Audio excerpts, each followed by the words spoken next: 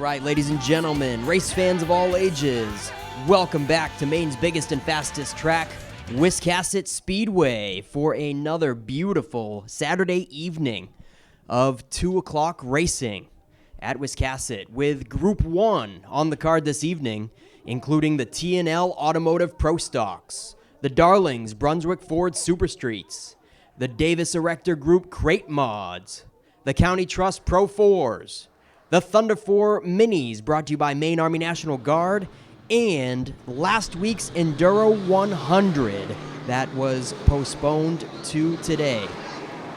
Last week was Group 2 week, including this Enduro 100, and we will attempt to make up Group 2's event at some point during the season, but the Enduro 100 was postponed for today, so you're not going to miss out on that. That is going to be the first of 4 Enduro legs in the 2026 campaign, and that's going to cap off the evening with a feature-only 100 laps or 1 hour. So 6 main events on tap for this evening. And our spotlight is going to be the Super Streets, kicking off the feature action with our spotlight feature each and every week, brought to you by Pepsi. Pepsi Cola Company is the official soft drink of Wiscasset Speedway.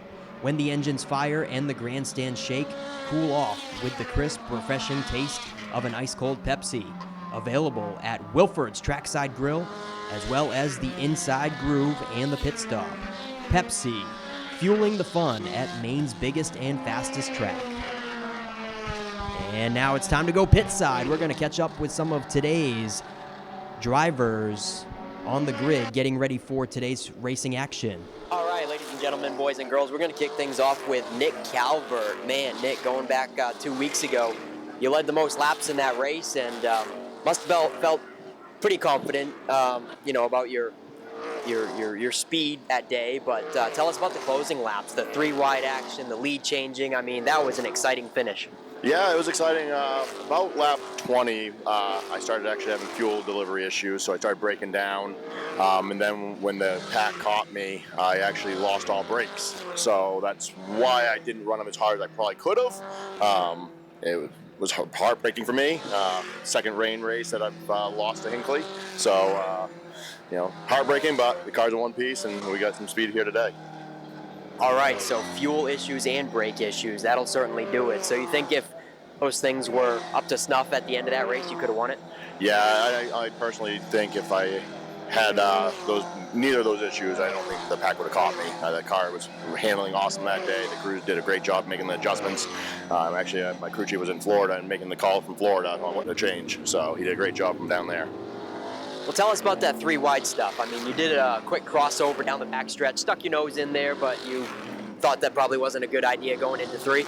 Yeah, well, when you don't have brakes, I can't hold it down, so that's why I lost the lead when I washed out of turn 4 the lap prior. I couldn't hold the car down because I didn't have any brakes. So going in there, I stuck my nose down there, saw Chicoine coming down. I knew the Hinckley was on the outside.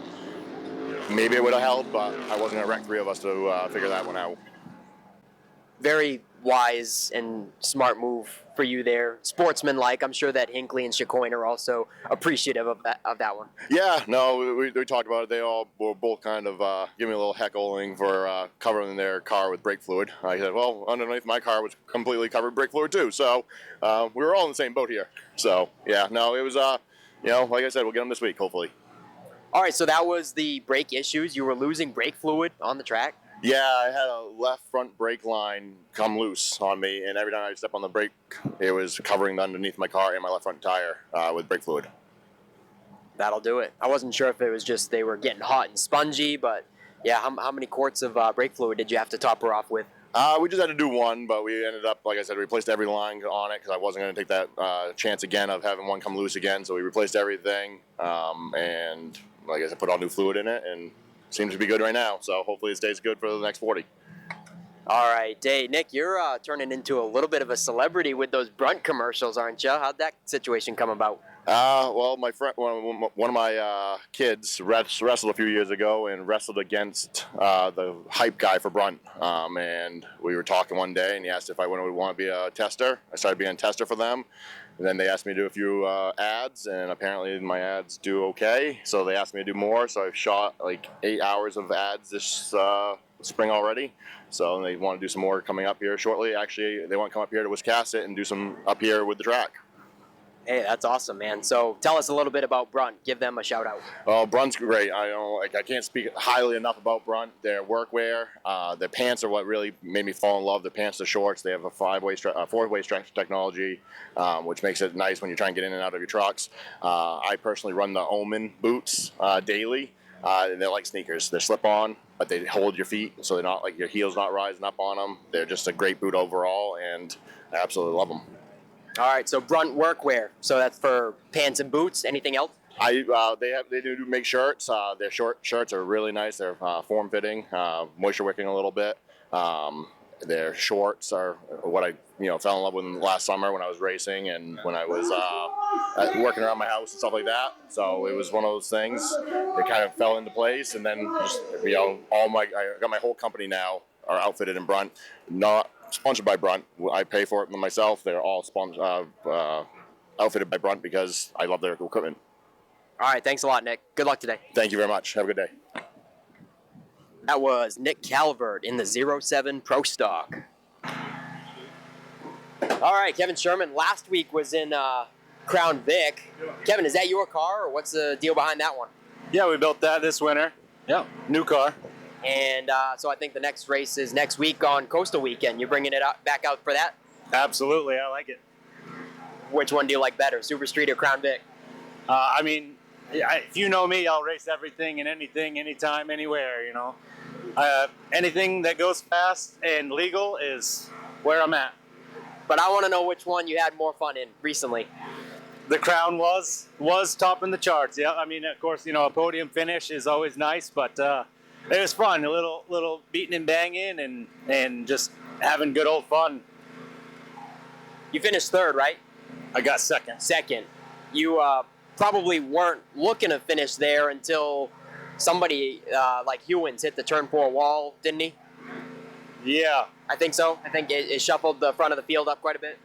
No, he was behind me. Oh, okay. And we come out for the white flag, and I look in my mirror and I saw him send it into the front stretch wall. But I'm glad he's okay. He actually podiumed at Oxford, so they got their car straightened back out, which is good. Yeah, okay, so I was a little mixed up there. I thought that there was a caution for that and a restart, but it was actually the yellow and checkered because it came out under the white flag and it was in your rearview mirror. So he was sitting third at the moment. Yes, I don't think I would have been able to make a move for that one last lap, but I was eager for it, nonetheless. But take what we can, and everybody's okay is all I care about. So at Oxford, he still had the same car? I believe so, yeah. I just saw a picture of it. But. Yeah. How hard is it when you wipe out the right front suspension into the wall like that? How hard is it to fix parts and find parts for those cars? Well, Nick, I don't know that answer yet. I hope that I don't know that answer well. But, it's a aluminum, modular on the front. So if you wreck it real bad, I think that you can, replace quite a bit of it and keep your car. So getting parts has been a little tricky. Trying to find some stuff that matches up. And, of course, it's a hot commodity nowadays, so they're getting scoffed up well. Yeah, I'm sure parts weren't that hard to find before, like COVID, like 2019. Nobody cared about those things, but now they're worth their weight in gold, aren't they? Yeah. I think the everybody running them, the Cletus guys and the tracks accommodating that kind of like restarting a whole Strictly division where it's just like a real pure stock. And I really like that, it's more driver, it's, a little less money, and it's a whole lot of fun. I like the sound of it. Just, it kind of brings back old Wildcat vibes to me. Just like you said, bringing back like an old school street stock class, because the street stocks of nowadays, they're running like race motors practically. They don't sound like the old street stock. So that old stock Crown Vic motor with 20 of them humming out there. It really brings back memories of the 90s and stuff like that for me. Yeah, same. Yep, I like the stock in it, and of course they're easy to work on, and it's not a whole lot of power, but enough power. I actually got turned a little bit coming out of 2, and I just stayed in it, and it had enough power to straighten me out, which is what I wanted. All right, so that's Kevin Sherman, everybody, back in the 11S Super Street. You looking forward to the Super Street race today? I am looking forward to the Super Street race. Been working on this car a lot, trying to find some speed, and hopefully today's the day. All right, Kevin Sherman, good luck. Thank you. All right, how about we catch up with the 89 Thunder 4 of Mike Landry. Man, opening day, Mike, did not treat you so well. I think it was a little bit of a 3-wide or almost 3-wide situation, and you were just an innocent bystander, it looked like to me, right? It wasn't like you stuffed it in there and did something stupid, right? No, absolutely. I didn't. It was too early in the race, and I weren't going to do a stupid move like that right quick. We talked about it beforehand, Pete and I and my brother, and said, let's get the tires warmed up. And when, we turned around and looked, and second lap, and that happened. It's like, wow, no one even got ready. We couldn't even make a move, but, yeah, we can bounce back. Just so the fans know, on opening day there was the turn 1 deal that just launched you in a hard right into the wall, and a brand new car that you said you built over the winter just about totaled in a split second, and now you're back with another brand new car. So man, struggles right off the bat. Just tell us about the last couple months you've had. Yeah, it's been a struggle. We had that car. It was good last year. We had it. We fixed it up. We did it all brand new. We were expecting to run that car. We thought we would be able to do good with the car. We had the episode that happened, so we ended up turning around buying another one 3 days later after we did this one. And when we got this one, I told Pete, I said, what are we going to do? I said, I got to get it ready. I said, I'm not going to get out of it. I was going to back out, close everything down, the door down. I said, no. I talked to the guys. I said, we got together, and I said, let's do this. We got too much inventory. Let's do this again. So we turned around and bought another brand new car. Took a whole week off, redid everything, pulled the motors that was in it out because the motor was bad, and turned around and got it all back together and got it ready to come down here for the second week of our racing, and we made it. We had a big hopes we were going to get it going. We had issues, and we're still having issues now, but we'll get them figured out eventually. Yeah. So wait, are we on week 3 for you guys, or we're on week? This will be week 3 for us. Yes. So you did make the second week? I made second week. Yeah, I was here. I just didn't make the race. I was here. I practiced on the whole 9 yards. I couldn't get out into the race because we had an oil problem. Okay, that's I the had no problem. issue. I didn't see you on the track, so I didn't think you were here. Yeah, no, I was here. I just didn't make the race because we created an oil problem, and my crew chief said, he said, let's not run it this time. I said, we'll take a break and we'll get it back on track, but now we're still dealing with some different problem now, so we'll get it. All right, so yeah, that original opening day car, the front clip was just smashed right in. So is that just sitting beside the shop as a parts car right now, or what? That's all I'm doing is using parts off it. Yeah, that's all I can use. But they all work, so I'll definitely keep it, and maybe it'll bring back memory of that first day. All right, Mike. We wish you luck out there. Thank you very much. Have a good day. Car looks good again. Thanks. Good luck. See you. All right, ladies and gentlemen, James Osman is back behind the wheel. This time it's a Pro Stock. James, how long has it been? Like 10, 11 years maybe since you've been in a Pro Stock? I think 10 this year. I did, I dabbled in one here and there, but to run it full season, it's been 10 years. What's the story behind it? What made you want to buy yourself another car? I don't know. Sick of having all the fun. I haven't owned my own car in a long time, and it was a really good deal, and I financially could do it right now, so why not have a little fun? I'm not getting any younger, so.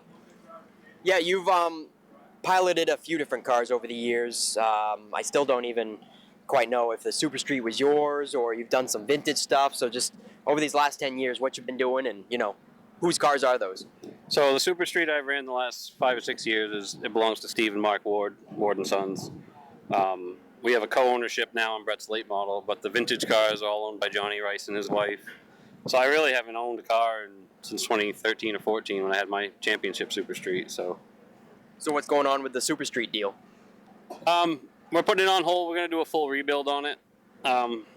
Steve's got a sickness in the family we're dealing with right now, so we're going to go through it this winter, and it may be Brett in it, maybe me in it. I might stay right in this thing. We'll see how much fun I have with it, and probably one of the worst financial decisions I've made lately, but we'll see.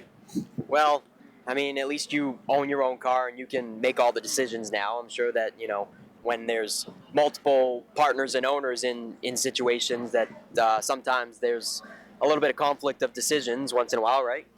Really never until, for obvious reasons, I am 100% on board with his decision. It's always been great racing for them, but it is cool to have my own car. I can take it up to 95 and maybe dabble in some stuff up there. Just if I don't want to come at all, I can leave it home type of thing. You own your own, you've driven others, so kind of the same thing. Yeah. So you were out there in both practices, and, well, what do you think about turning 14, 15-second lap times again? Everybody said it'd be like riding a bike. I mean, it kind of is. I'm still tight in the middle. Second practice was kind of a wash because the air pressure was way off. I haven't been in this game in quite a while, so we got it down to within 2/10 of the fastest time third practice. So I feel like we can get it a little bit better in the center. We'll have a good shot. At least my goal today is to finish, see if I can still do it, and make sure the car doesn't leak or break. Or I think I'm just gonna ride around, stay out of the way. We'll see what happens. Yeah, I know you got a lot of people behind you, rooting for you, cheering for you. Back in the famous number 05, so the Osman boys have always had that number, so you can't miss it. And James is in the Pro Stock, and again, like you said, just have some fun, man. That's what Wiscasset Speedway is all about, right? Trying to make it as affordable and fun as possible. Yeah, and it is pure for fun. Like if it's a rough night, I may end up parking it early. I mean, they went to one tire race now, so it's more affordable. There's a lot of the reasons I'm here, and most of it's just to have fun. All right, thanks, James. Good luck out there. Thank you.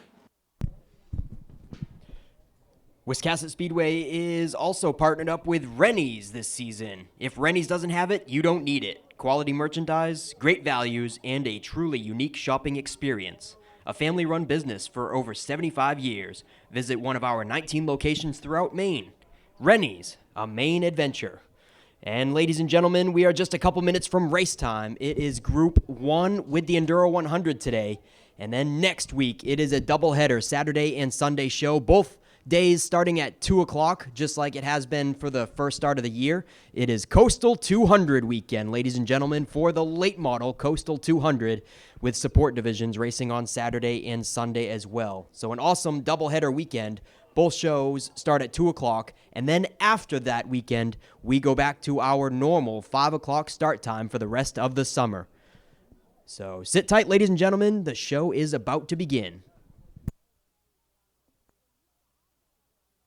The world doesn't stop overnight, and neither do we. We're watching, tracking, preparing to keep you informed and ready for whatever your day holds. There for you when you need us most. Good Day Maine, weekday mornings on CBS 13 and Fox 23. Reliable forecasts live, on our weather app, social media, and even your car radio. So that your plans won't ever need a rain check. On your side, wherever and whenever you need us. The CBS 13 Fox 23 Weather Authority team. The future is yours at General Dynamics Bath Iron Works. BIW designs and constructs advanced ships for the U.S. Navy. Our ships protect our country. Around the globe, sailors know that Bath Built is best built. Discover all of our opportunities at BIWcareers.com. Join us and work on a mission that matters.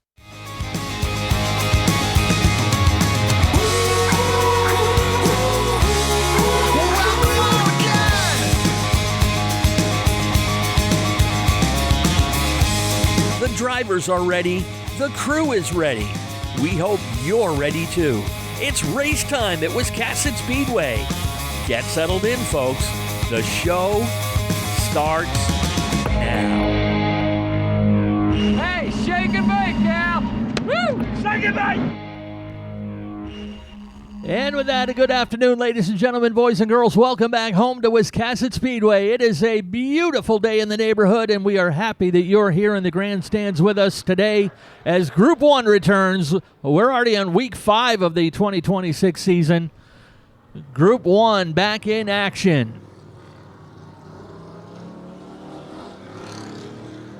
And we will start out with a pair of heat races for our Pepsi Spotlight division of the day. It's the Darlings Brunswick Ford Super Streets will headline our program today.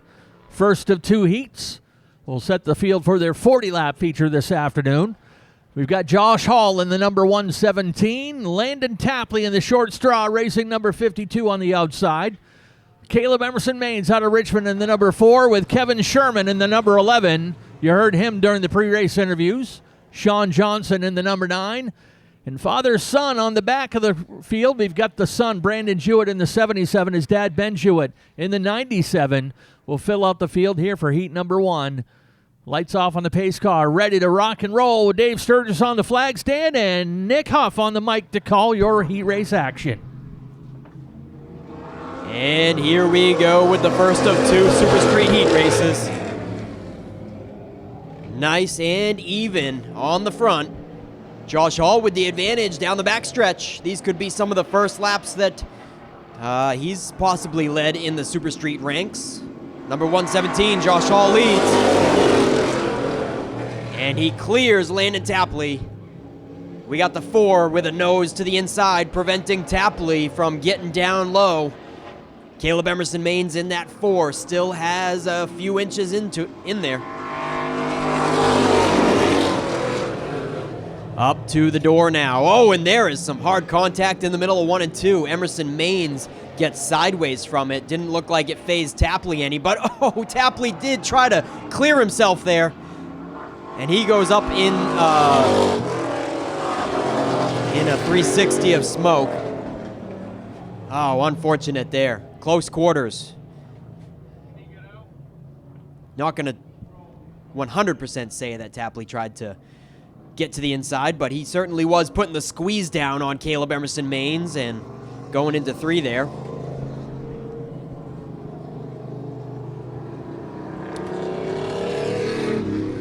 So Landon Tapley goes around. No damage done, but he's going to go from 2nd to the tail of the field for 7th place here in the first heat race.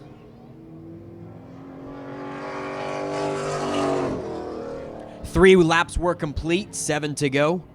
And these guys are gearing up for their Pepsi Spotlight feature tonight. 10 extra bonus laps for the Spotlight, 40 laps total.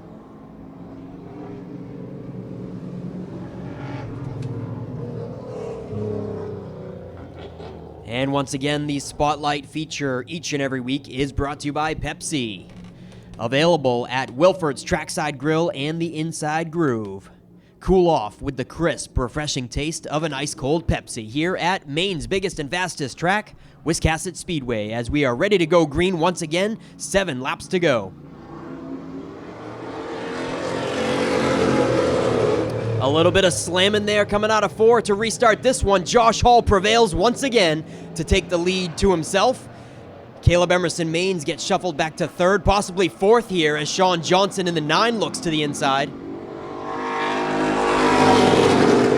And yes, Caleb Emerson Maines in the 4 is going to go from 2nd to 4th now as they start to single file out, as Kevin Sherman puts the pressure on your leader of Josh Hall, where we are halfway at the line this time. 5 to go.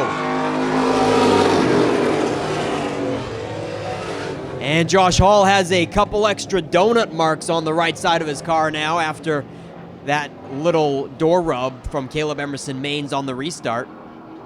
4 laps to go, still led by Josh Hall. Oh, Josh Hall gets a little squirrely. Might have had a little help, a little love tap from Sherman there in the 11, and Sherman's going to take the lead to himself now. Sean Johnson follows up the inside for 2nd.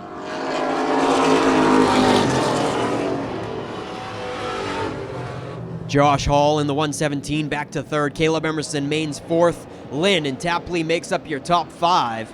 We've got the Jewett boys in the 77 and the 97 tagging the tail of the field. And they get the popsicle sticks at the flag stand. 2 laps to go for Kevin Sherman and Sean Johnson starting to pull away from the rest of the pack. Sean Johnson keeping Sherman honest here under the white laundry. 1 to go.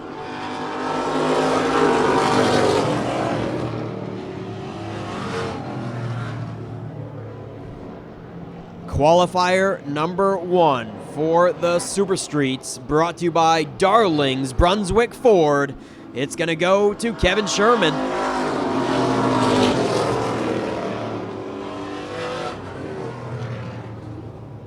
Yeah, buddy, this guy likes to have all sorts of fun at Wiscasset Speedway. Last week in the Crown Vic class, he finished second in the first of 5 Crown Vic races for the season. And now he is a heat race hero in the 11, the Norms Used Cars, number 11, that is, of Kevin Sherman.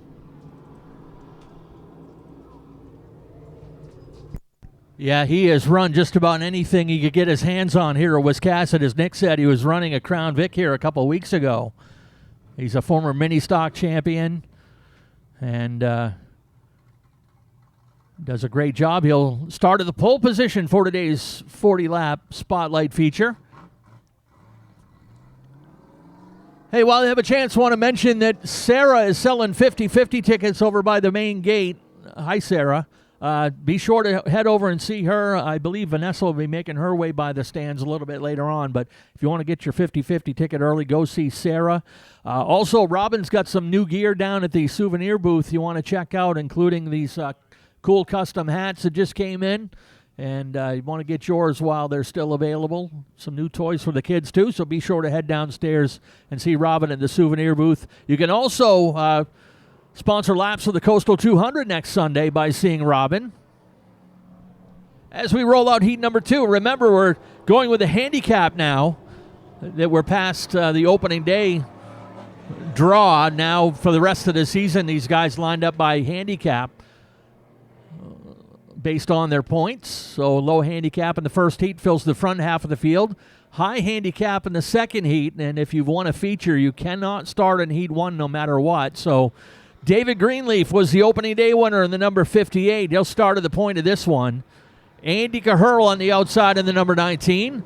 Dan Nesmith has been off to a hot start this year in the 48. He's got the most recent winner, Noah Haggett, the defending champion, in the number 54. Kevin Douglas back behind the wheel of the number 43. The K1 kid, Kenny Harrison, is in the number 85. And another guy returning after a few years off, Glenn Reynolds, in the number 05. And the green flag is out. David Greenleaf, Andy Caherl gets shuffled out of the second groove. He's way up there, almost in the third groove. Noah Haggett probably could have squeezed the 54 in the middle there, but definitely didn't want to do that. Haggett's pulling out of line. Possibly just using this heat race as a shakedown, as Noah Haggett was last week's Super Street winner, so he's got to start pretty well near the back anyways. And as Ken mentioned, David Greenleaf was the opening day winner, so Greenleaf and Noah Haggett, your 2 2026 Super Street winners so far. This is week 3 for these guys, and David Greenleaf leads the way.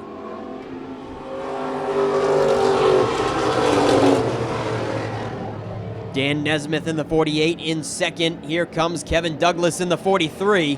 Kenny Harrison trying to break free from the clutches of Haggett and Caherl in that 85 car.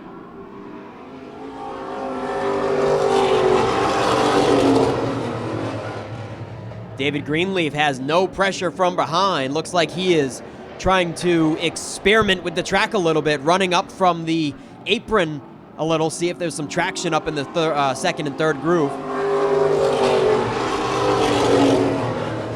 Yeah, the 58, David Greenleaf, he's running really high as he's got no pressure from behind, utilizing the track all to himself there for a little bit, but Nesmith is starting to close in if Greenleaf keeps it up.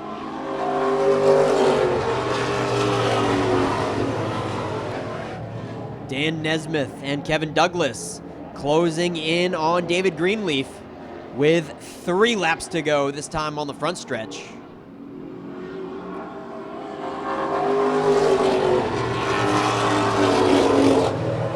Yeah, Greenleaf is back down to the inside apron, clicking off the fastest lap times he can now that Dan Nesmith has tightened up the gap. And we're looking at 2 laps to go for him.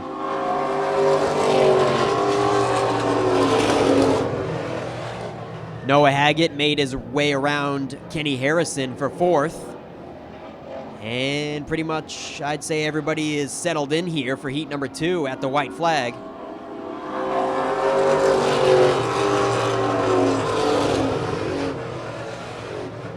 Pepsi Spotlight Super Street Heat number 2. Kevin Douglas is hot on the back bumper of Dan Nesmith, but not going to happen. Checkered flag is out. And Heat 2 is going to be won by your opening day feature winner for the last 2 seasons, that is, in 2025 and 2026, David Greenleaf in the 58, a.k.a. Speedleaf, coming around turn 4 for his checkered flag photo op. Yeah, there he is. Another checkered flag already for him this season, dedicating his year just to the Super Street this year. He ran both Super Streets and Modifieds last year. And a good start to the 2026 campaign for Speedleaf. As race director Scott Chubbuck says, roll 'em, and we'll bring out the next class. It is the Maine Army National Guard Super Streets. I want to welcome the Maine Army National Guard coming on as the title sponsor of this division. Find out about the outstanding benefits of joining the Maine Army National Guard by going to their website. You can get the link to them right on our website.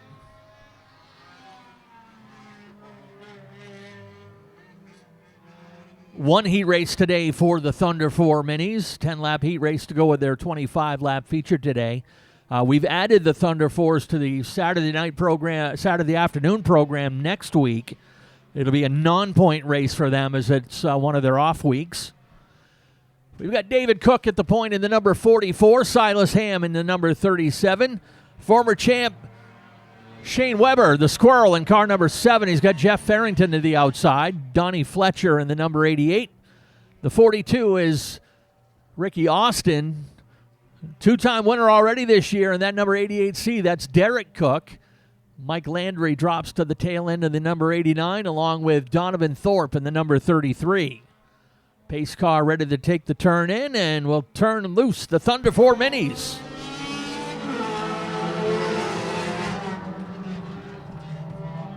Green, green, green. And David Cook in the 44 shoots out of a cannon, pulling away in a hurry, and they are 3 wide mid-pack.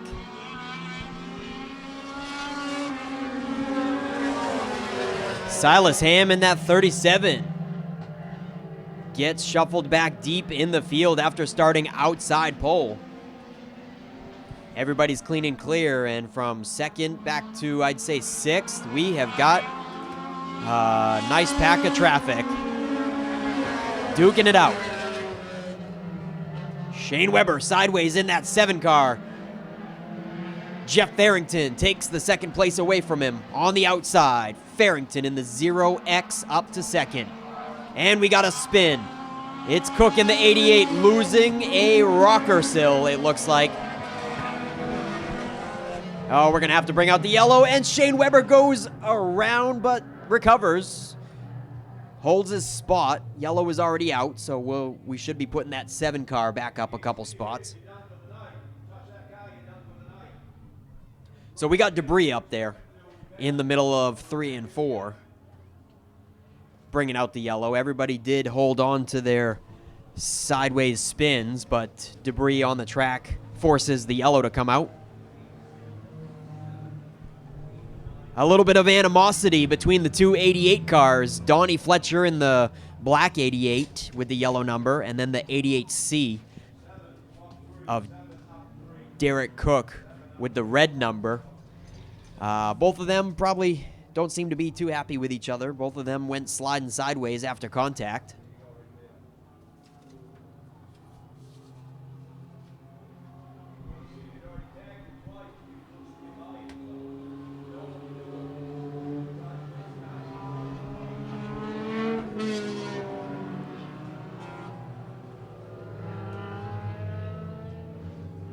All right, turn 4 is clear of debris. And we're crossing them up. David Cook shot off the original start with a good gap right off the bat. But this time he's got a new dance partner to his outside of Jeff Farrington. Let's see if the 0X can hang tight with your pole sitter this time for restart attempt number 2.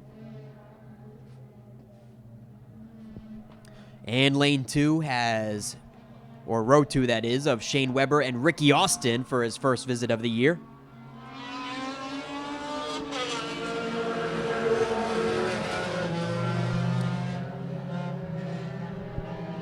And maybe I'm incorrect on Ricky Austin there. It's his other car. First time bringing that new shiny car out. I think he had a different car on opening day.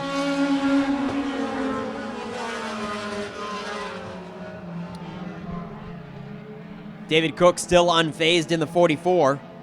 Takes the lead to himself. Farrington files in line. Ricky Austin trying to take third away from Derek Cook. Side by side for third place. And a little bumper tag going on there for second. On the inside line, Ricky Austin is boxed in and he wants Farrington to move. Cook on the outside in the 88 keeps him boxed in. Ricky Austin stuck on the inside.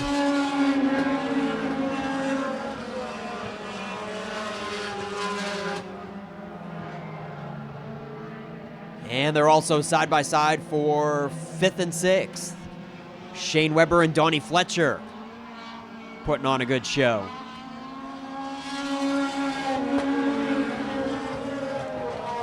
The 89 of Mike Landry has smoke billowing from the front of the car to the back, and he's going to see the black flag.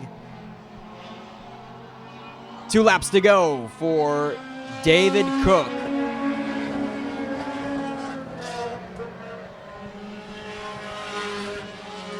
Jeff Farrington comfortably in second. Ricky Austin takes third to himself as Derek Cook could not complete the pass on the outside and settles it into 4th. We got 1 lap to go. And Ricky Austin is going to make one last move here in the final lap. To the outside of Jeff Farrington he goes. Can he make it happen out there?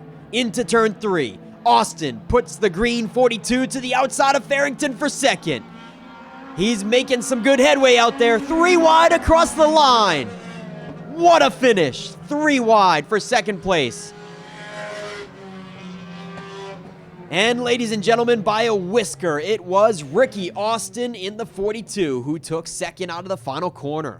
What a show. Over to you, Ken. Yeah, those 3 drivers separated by just 6/100ths of a second at the line.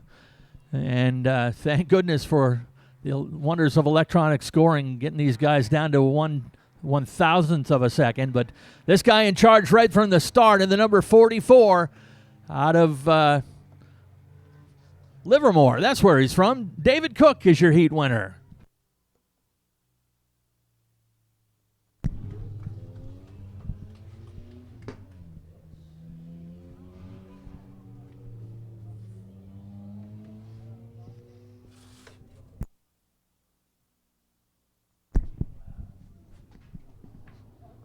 Up next, the TNL Automotive Pro Stocks.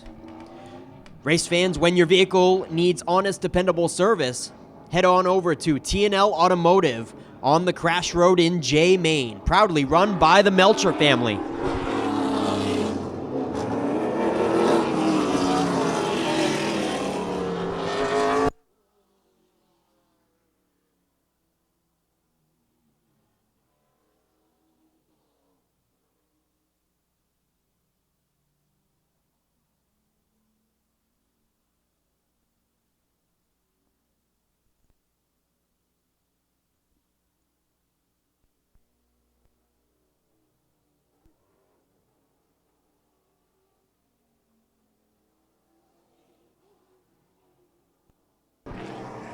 First of 2 heats now for the TNL Automotive Pro Stocks. Yeah. The Sledgehammer. Sean Knight in the number 25 to his outside. Andy Gilbert in the number 17. Nick Calvert in the 07. Matty Beers in the number 11. Then comes the 9 of JT Thurlow to his outside. The Hall of Famer Kelly Moore in the 47. Former champion Kevin Douglas in the number 32. And Shane Lane in the 0-2 out of the woods of northern Maine. Ready to go at it here. First of 2 heats for the Pro Stocks today. Green flag is out. Sean Knight versus Andy Gilbert. A dead heat down the backstretch. Doesn't get any closer than that on the front row. Andy Gilbert awfully high out of turn 4. Could have put a whole car in between them that time out of 4, but Andy Gilbert still holding strong. Pulling away from Nick Calvert by a car length or 2 in the 07 for third. And Nick Calvert has his hands full as JT Thurlow takes a peek to the inside with Matty Beers on the outside. Oh man, Nick Calvert has a rear view mirror full of side-by-side action. And some rubbing coming out of 4. JT Thurlow gets into Calvert and takes third away. JT Thurlow in the 9 now gives chase to the top 2 as Sean Knight clears Andy Gilbert for the lead. Kelly Moore also breaks free of traffic and into 4th place in the 47. It's Sean Knight, Andy Gilbert, JT Thurlow, Kelly Moore, and now Kevin Douglas into the top 5.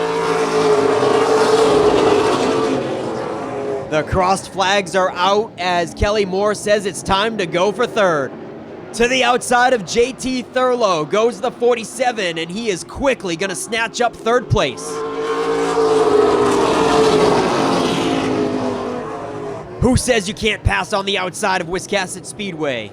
Not Kelly Moore, that's for sure. Making some quick work of JT Thurlow there to get into the top 3. We've got a yellow as Matty Beers is a sitting duck in turn 2.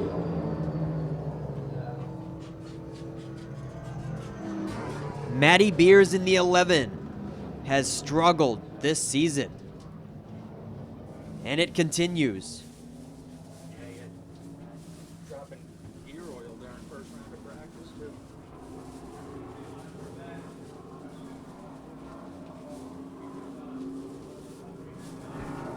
Matty Beers, a single solo car spin to bring out the yellow in the first Pro Stock heat race. Shane Lane, we are certainly glad to have him back behind the wheel. First time since his bad accident last summer. He's gonna drop out early though, putting the 0-2 behind the pit wall, and the lights are out and we're going green once again. Here we go. Andy Gilbert has a little bit better advantage this time out of 2, but here comes Sean Knight once again, fighting back hard. It's a dead heat into turn 3.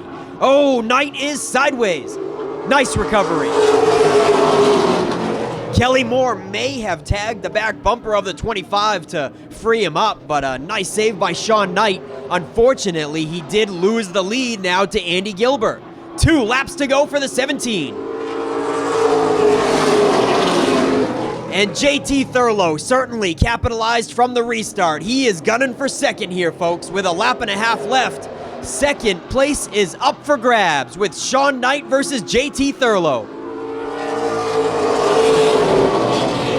And JT Thurlow takes it on the outside. What a move by the 9. Kelly Moore is going to follow in the second groove. Let's put that 47 up to third. Checkered flag flies for Andy Gilbert.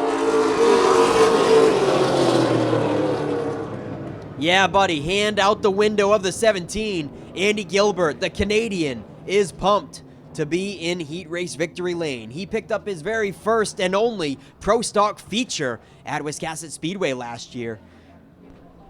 Yeah, late last season they found the winning formula, and he's off to a strong start today. He was actually fastest in second practice today. In that number 17, down from Jackman, Maine, that is Andy Gilbert, your heat winner. He'll start at the pole position for their 40-lap feature this afternoon. Healthy field of Pro Stocks today for a regular race. And again, the handicap. Low handicap guys in the front half in heat number 1, and we'll bring out the high handicap guys here in heat number 2. We actually have 3 new racers here in the Pro Stocks today. Well, new as first time racing this year, definitely not new behind the wheel. And this will include your top 3 from the most recent race.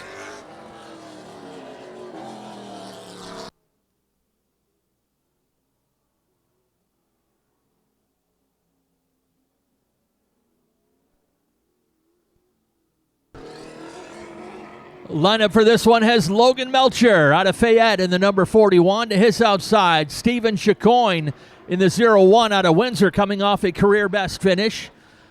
Last week's winner in the number 15, Nick Hinckley.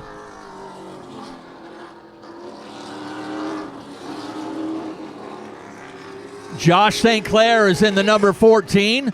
On row 3, it's the Flying Flea, Tracy Gordon in car number 17.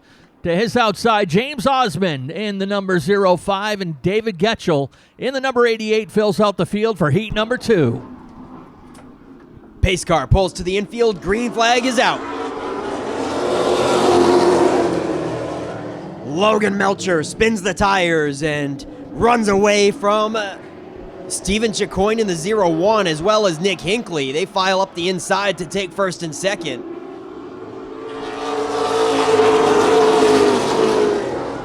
Stephen Chicoine having trouble in the 01. He gets freight trained by Tracy Gordon as well as Josh St. Clair. Now Chicoine's going to find a hole to settle into 5th.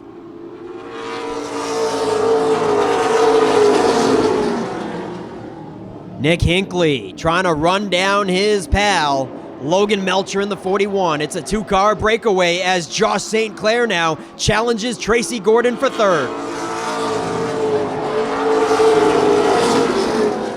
And Tracy Gordon didn't put up too much of a fight. Josh St. Clair takes 3rd in the number 14, brought to you by Dave's World Sand and Gravel.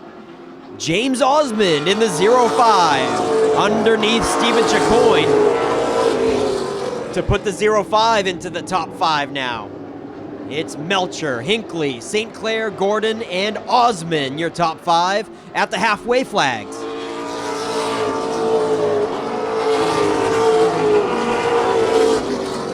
Five laps to go, and Nick Hinckley is certainly not tightening up that gap on the TNL Automotive number 41 of Logan Melcher. Oh, we got trouble with Josh St. Clair.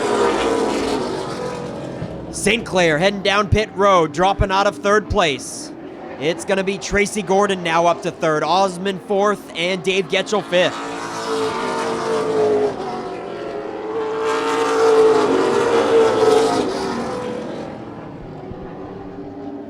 Looking back through the yearly stats, James Osmond hasn't been in a pro stock since 2019 in that 05, where he ran 2 races that year, and then in 2018 was his last full-time season. White flag is out for Logan Melcher.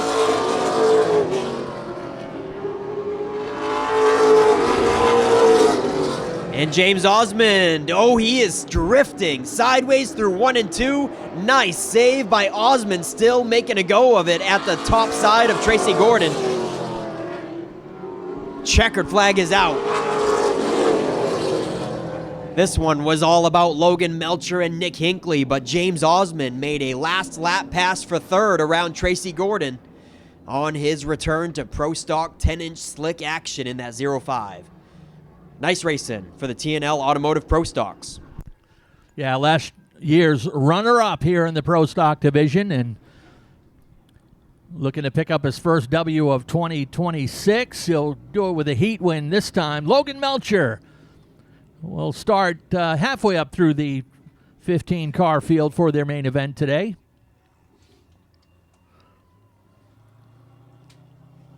In a car he likes to call Nuclear Fire.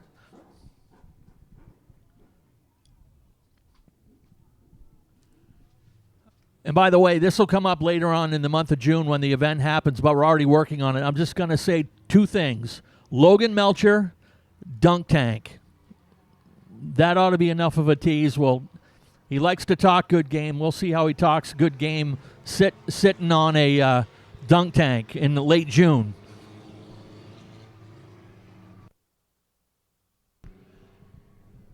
Time for the County Truss 4-cylinder pros. First of 2 heat races. We've got Emmett Walker at the point in the number 20 out of New Vineyard. Then comes Brody Picard out of Palmyra in the 99. Dylan Anderson out of Warren in the number 81. He has Dawson Gagnon out of Lyman in the number 34. And back row has Rowdy Romano in the number 3 out of Livermore, 3 for Dale. And then Max Parlin in the 26 out of Winthrop fills out the field here for heat number 1.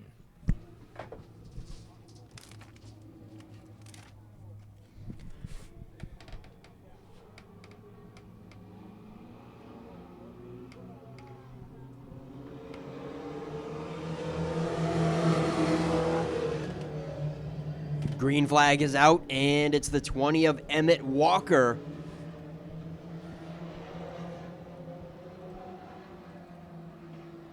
Running out in front of this one by a car length here at the first lap.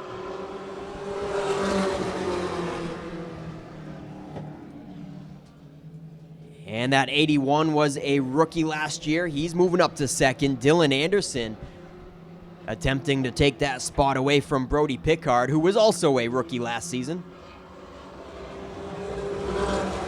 Oh, somebody's breaking down, and we got contact deep in the field. They were 3 wide, and Frank in the 26 is going around. That's Max Parlin. 3 wide, didn't quite work out so well, and Max Parlin draws the short stick with the yellow coming out for him. Trouble for your leader. Emmett Walker was in charge of this one, but he's off the pace, and I think it was him that last time around where the engine sounded like it was going sour. We could hear. Emmett Walker, he's unable to coast down pit road by himself. Made it as far as he could, putting it in neutral, but he is going to need some more assistance. Tough break as Emmett Walker was in charge and out front of this heat race. Just can't catch a break. I think he had 2 single car spins the last time for the Pro 4s, bringing out 2 yellows by himself in that 20. So he's just not off to a great start this season.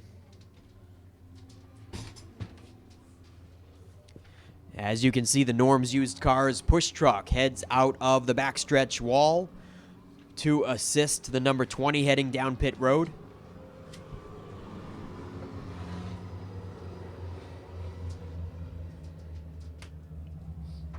Yeah, Nick, you had mentioned earlier about a doubleheader weekend next week for the Memorial Day weekend here at Wiscasset Speedway. Both shows at 2 o'clock. Saturday, going to have a little bit of fun. We've got our regular, the Sport Modifieds, presented by Creative Cleanouts by Josh, along with the Crown Vics back in town, plus a couple divisions of Wicked Good Vintage Racers and the Thunder 4 Minis all joining that show on Saturday. Just a little fun tune-up for the big show on Sunday. Sunday will feature a 30-lapper for the Strictly Streets, 30-lapper for the Roadrunners, and the main event, 200 laps and $15,000 to win for the late model sportsman and the annual Coastal 200. That's all next weekend, and as usual, just $5 to get in to see each of those shows. And we'll try it again here with 8 laps to go. A totally new front row of Dylan Anderson on the inside and Rowdy Romano on the outside in the Dale Earnhardt lookalike. Well, you actually got Dale Earnhardt Jr. lookalike on the inside and Earnhardt Sr. on the outside. Anderson in the 81 paying an homage to Dale Earnhardt Jr.'s old Busch ride, the AC Delco lookalike car. And we got more 3-wide action. Anderson is getting pinched in the middle here. Max Parlin didn't like the looks of that one. Didn't want to go 3 wide again. He backed out of that third groove outside situation. Brody Pickard in the 99 back up to second now at the halfway flags, this time at the line. 5 to go.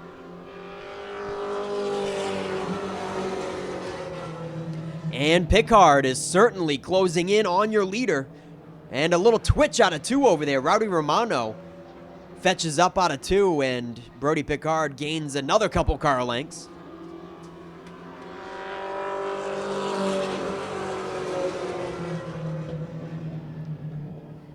Pickard in the 99, down to less than a car length between them. He is closing in on your leader with 3 laps remaining, this time on the front stretch.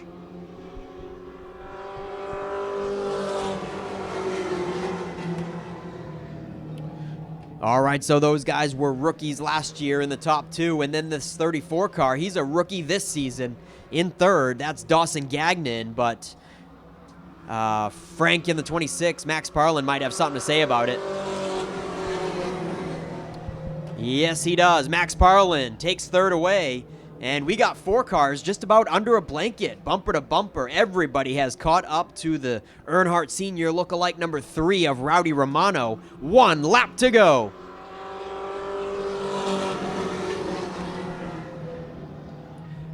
Gagnon in the 34 trying to take back his 3rd position. They are bunched up front. And Gagnon, he might not be done yet. Brody Pickard, for a brief moment, left the door open on the inside.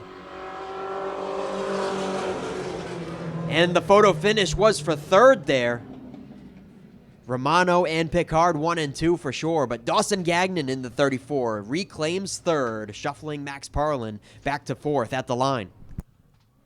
Yeah, top 4 drivers, nearly identical race speed times, separated by less than 1/10 of a second. And an opportunity for this young man to grab the checkered flag and move in. He'll start at the pole position for their 25-lap feature today. That is Rowdy Romano in the number 3 out of Livermore Falls. Rowdy's dad races, dad's Brady Romano, races in our Strictly Street division on Group 2 nights. So Group 1, they dedicate their time to this young man, and he has shown great improvement over the last couple of years here in this division as we roll out heat number 2. The handicap has, this is the division's top drivers.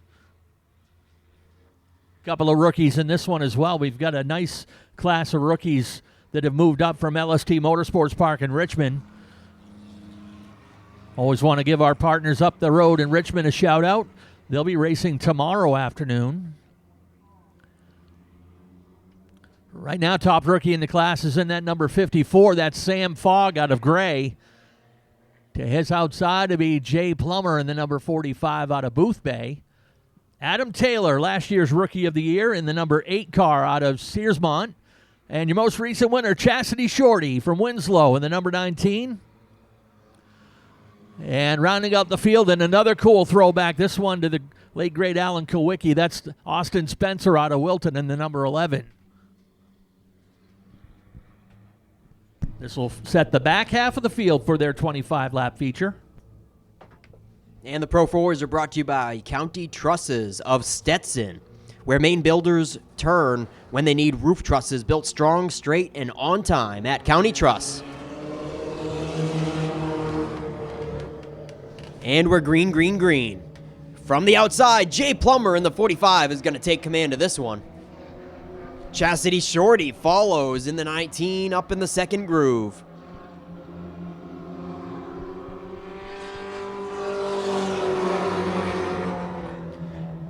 And then it's the 8 of Adam Taylor next in line, up in the second groove.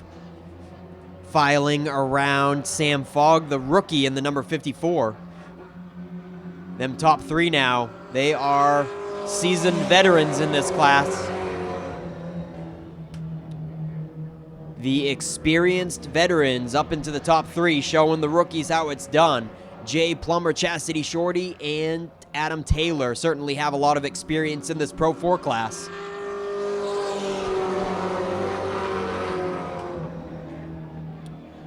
Sam Fogg in the 54 and Austin Spencer in the 11. Both rookies this season, only on their 3rd Pro 4 race of their career.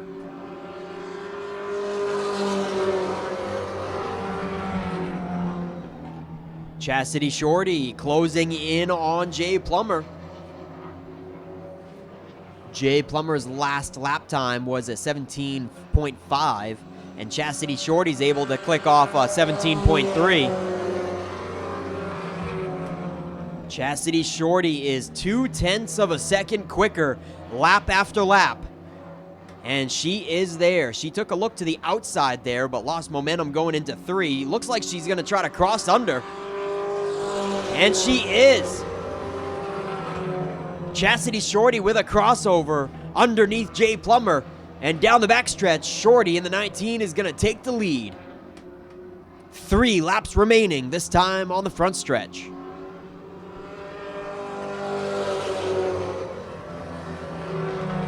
Jay Plummer gets back down to the bottom before Adam Taylor in the 8 gets there.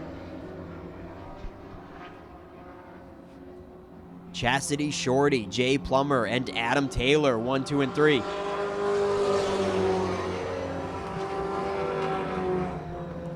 Chastity Shorty pulling away by a couple car lengths, and now it's Adam Taylor knocking on the door for second away from Jay Plummer. As the white laundry is going to wave, 1 lap to go.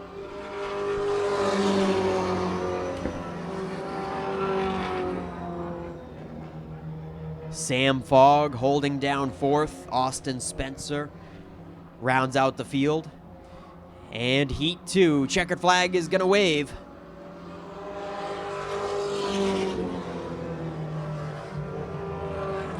Chastity Shorty wins it. Adam Taylor made a valiant effort out of the final corner, but falls short by a fender. Jay Plummer holds on to second, Adam Taylor for third. Yeah, she'll be looking to go 2 for 2. Last year she was a 3-time feature winner, which is tops for best in the class. In that number 19 out of Winslow. Nice round of applause for Chastity Shorty.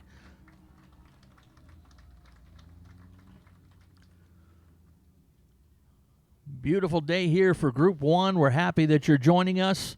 Got that big doubleheader next weekend. As I mentioned earlier, we still got plenty of laps available for the Coastal 200. If you want to sponsor it in the name of a business, just as a fan or in memory of somebody, go see Robin downstairs at the souvenir booth. She can set you up, just $25 a lap. As we roll out the Davis Erector Group Crate Modifieds, the 207 Crate Modifieds.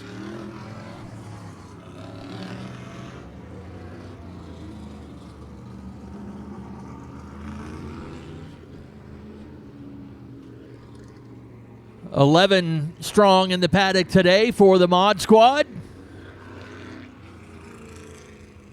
As we steadily work our way building up this new class that made its debut last year. Wiscasset Speedway Hall of Famer Alan Moeller Sr. will start at the point of the number 60. To his outside of the number 66. Up from Kingston, New Hampshire, that is Jim Storris.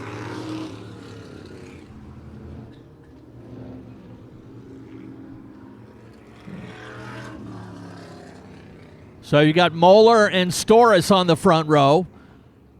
Then the veteran Billy Dixon out of North Waterboro in the number 33. John Rickey, the track's top winner with 6 feature wins last year. He's already been our opening day winner there in the number 4. The reigning champion is in the number 89. That is Ryan Phillips out of Biddeford. Then comes, well, technically a rookie here in the modifieds, but he's a 6-time champion, Nick Hinckley in the number 15. Your most recent winner is in the 26, Ryan Neal out of Wiscasset. Ethan Guptill out of Paris in the 14. Doug Turtelot is in the number 6, that is. Doug Phillips is in the number 8. And the boss is coming out to play. Richard Jordan in car number 68 will fill out the field here for the Mod Squad. Love to see this class grow, Ken. 11 cars, that's the most we've had. We're 1 car short of breaking them up into 2 heats. I can't wait for that day. But looking strong, and we're going green this time.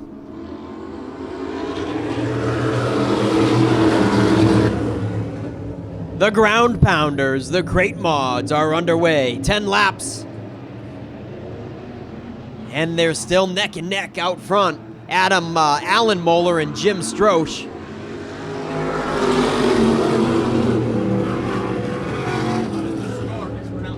Storris on the outside. Moeller with the advantage on the inside. 2 by 2 for the first 3 rows.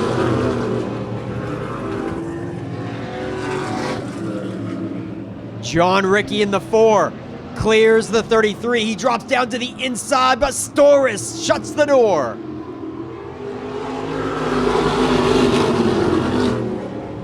John Ricky with another chance to get to the inside of Storis now, as Nick Hinckley in the 15 goes to the outside of him. Storis once again gets back down to the bottom, then now back to the top out of 4.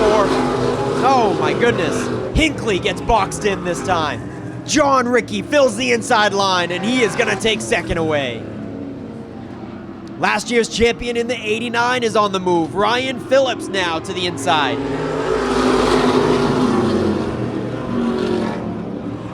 Side by side up front, Alan Moeller and John Ricky. Ricky on the outside in the 4 now takes command past the halfway marker. Now we're 4 laps to go. John Ricky now out front. Alan Moeller in second. Ryan Phillips hot on his heels. The 89 up to third, knocking on the door of that number 60. Ryan Phillips is going to go to the top side. They're side by side behind them with Nick Hinckley and Jim Storis. Storis backs out, and Hinckley moves to the top to follow Phillips. Good stuff here in this new last year crate mod class. 1 lap to go for John Ricky. Phillips puts the 89 to second. Nick Hinckley trying to follow here on the final lap. Put that number 15 up to third now. Alan Moeller back to fourth, and the checkered flag is flying. It's John Ricky, Ryan Phillips, Nick Hinckley, Alan Moeller, and Jim Storis in the 66 makes up your top 5.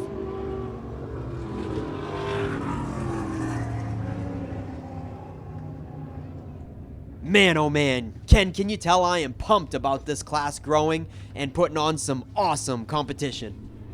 Yeah, these tour type mods are made for a track like this with the speed and the banking and plenty of elbow room. So this kid was the opening day winner, and he's picking up another checkered flag in the number 4 out of Westbrook. John Ricky is your heat winner here with the 207 crate modifieds.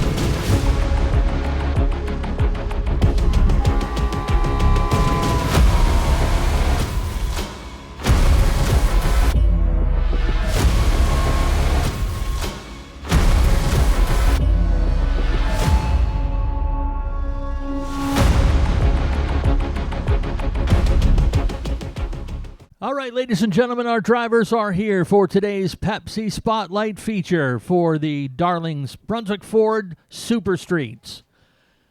Before we do that, before we give you the starting lineup, we ask at this moment that you all please rise if able, remove your hats, and direct your attention to the flag in the middle of the infield as we offer our invocation followed by the national anthem. Heavenly Father, we thank you for this day, and we thank you as always for our racing family.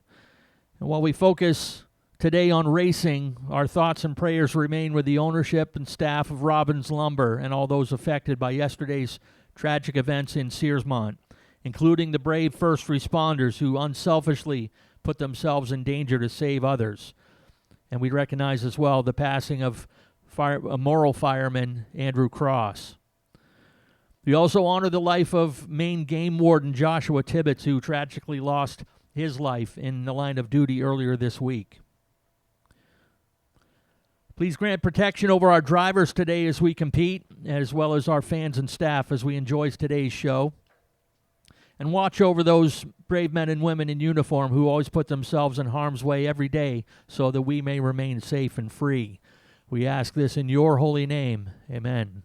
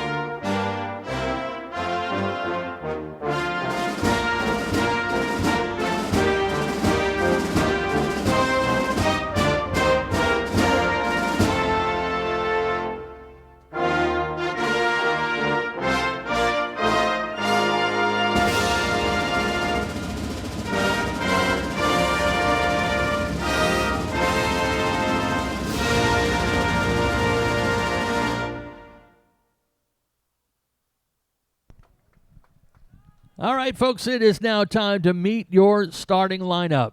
And now your starting lineup. Father and son start on row number 7. On the 14th starting position, driving the number 77 out of Damascotta, welcome Brandon Jewett.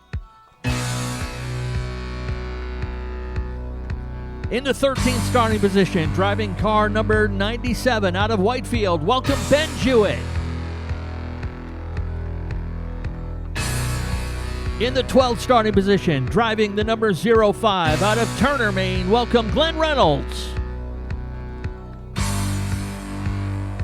To his inside, starting in the 11th position, driving car number 85 from Durham, welcome Kenny Harrison. Row number 5 on the outside, starting in the 10th position, driving car number 43 from Sydney, welcome Kevin Douglas. Your reigning champion and most recent winner starts in the 9th position today, driving the number 54 from Wiscasset. Welcome Noah Haggett.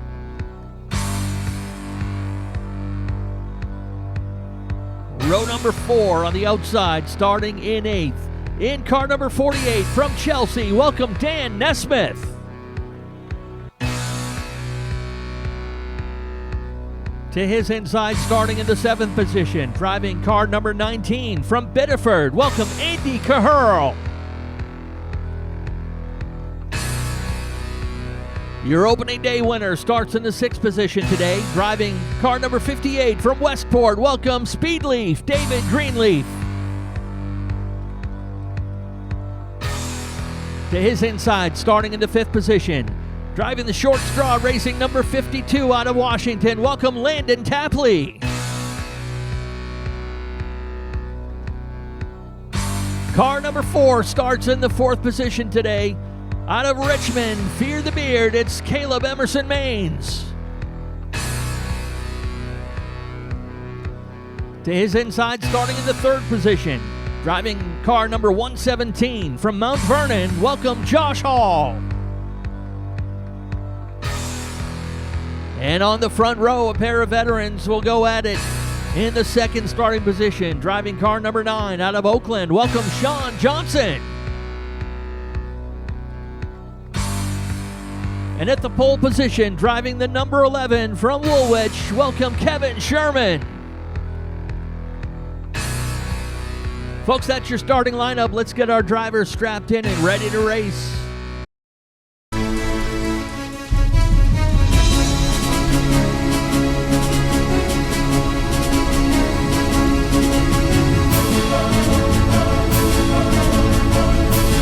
Our drivers are all ready. Let's send it down trackside with Nick Huff and a special And it's time guest. for the Pepsi Spotlight feature, so take it away, Levi. Drivers, start your engines! I love that noise. Let's go racing.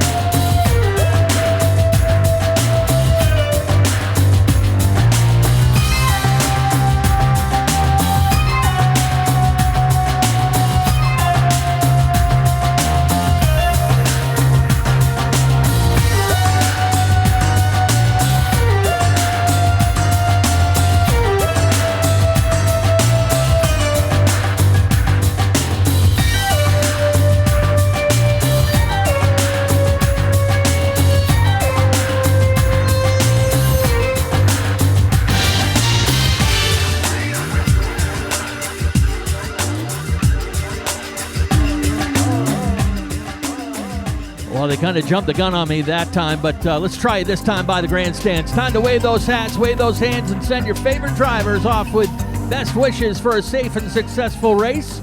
Pepsi Spotlight time for the Darlings Brunswick Ford Super Streets.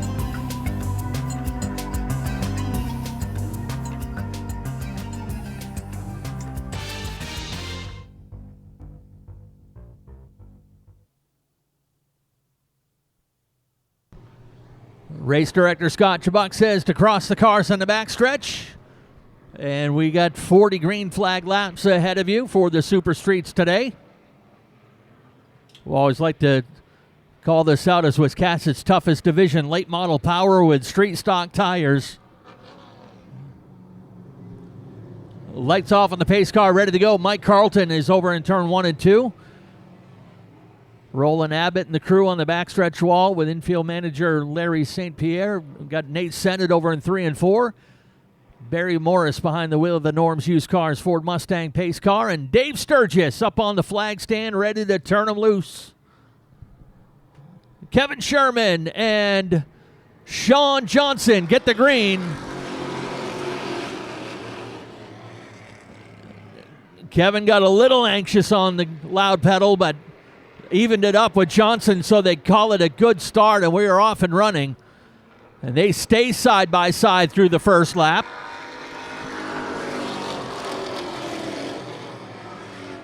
Johnson looking to get back in a good groove after a kind of a rough start to his season. Missed the first race and mid-pack on the second race.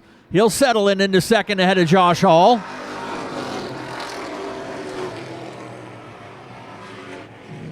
Then jumps right back up to the outside of Kevin Sherman. He'll go fender to fender with him into turn number 3. Even up as they come into turn 4.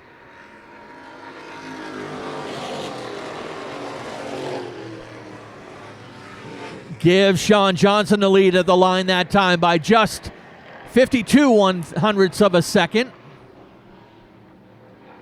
Landon Tapley moves up to third.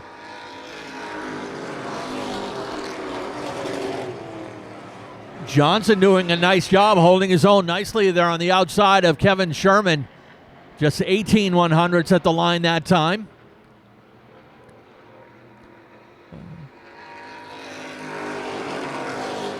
With the handicap, the top drivers have to work their way up from the back of the pack, so we're keeping an eye on the progress of David Greenleaf and Noah Haggett.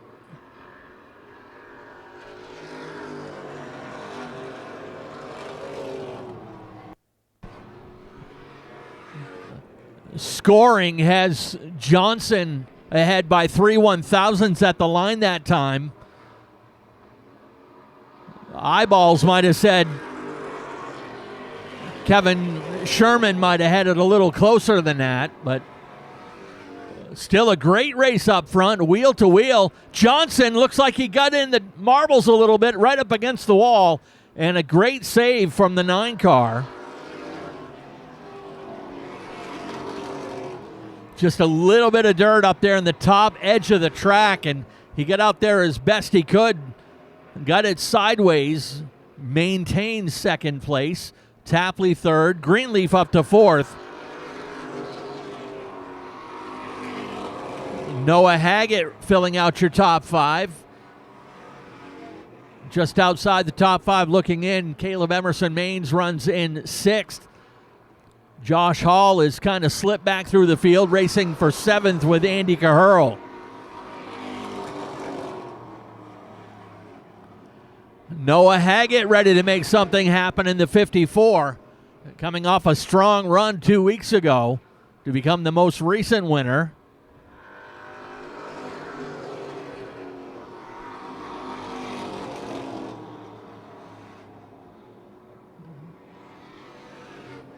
Even up down to turn number 3.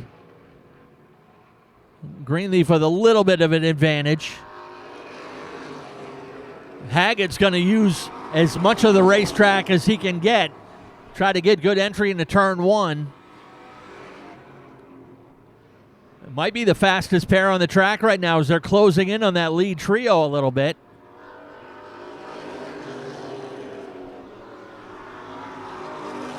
Kevin Sherman showing the way.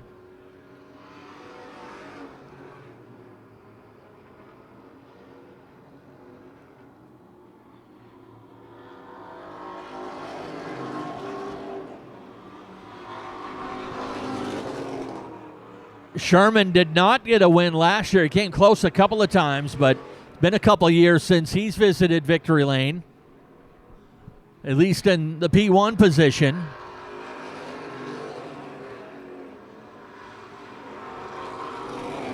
Got some good racing for position back mid-pack. Kevin Douglas side by side with the 19 of Andy Caherl. That is for 7th and 8th.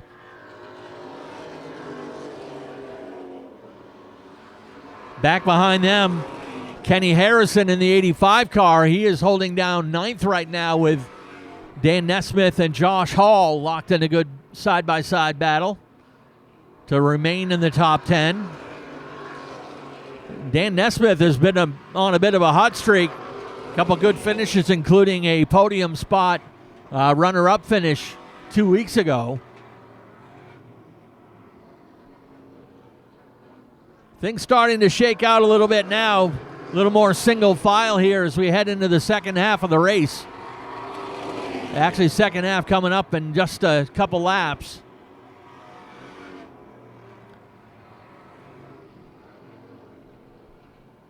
Sean Johnson not letting Kevin Sherman run away with this one.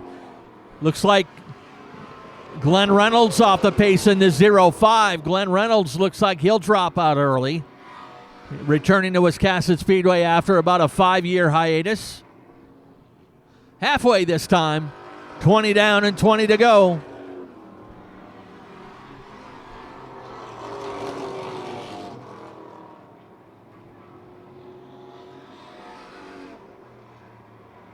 Extra 10 laps on the table for these guys. They normally run a 30-lap race. So we'll see if anyone is saving anything for a late race charge in those 10 bonus laps. Sherman trying to become the third different winner this season here in the Super Streets. Another reason why this is one of the toughest divisions at Wiscasset Speedway is you rarely see repeat winners here in the Super Street division.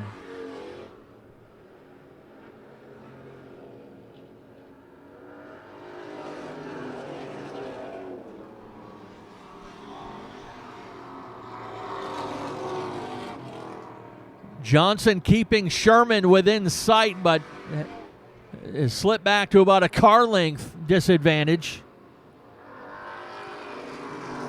Now Landon Tapley on defense mode as he gives up the inside lane to David Greenleaf. Greenleaf ready to make something happen as that lead pair started to pull away a little bit. He doesn't want to lose touch with them. He'll bring Noah Haggett with him. That'll shuffle the 52 of Tapley back into 5th.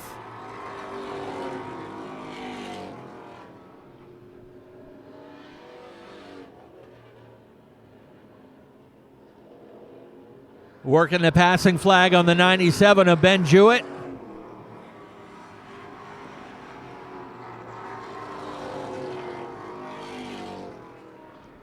Sherman etching out just a little bit bigger lead now over Sean Johnson.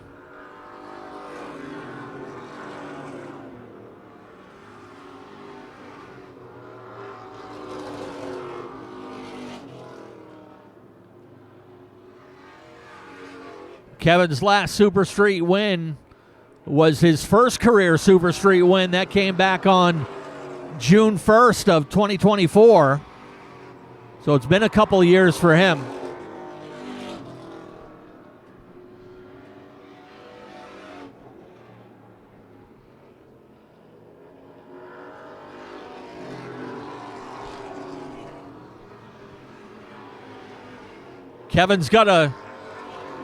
Kevin actually has 30 career wins here at Wiscasset Speedway, but most of those have been in mini stocks. Bonus time now, 30 laps complete. We're into bonus time now.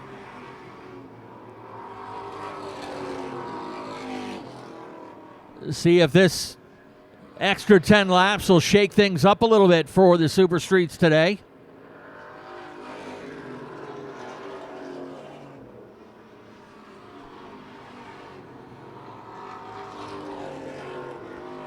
Had talked earlier about all the different things that Kevin has raced here.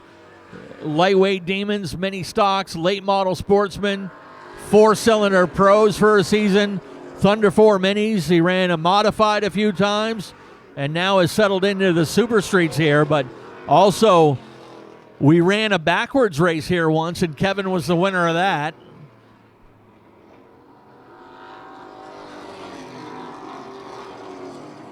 That lead is building in the closing laps here for the number 11. Kevin is the son of Wiscasset Speedway Hall of Famer Norm Sherman.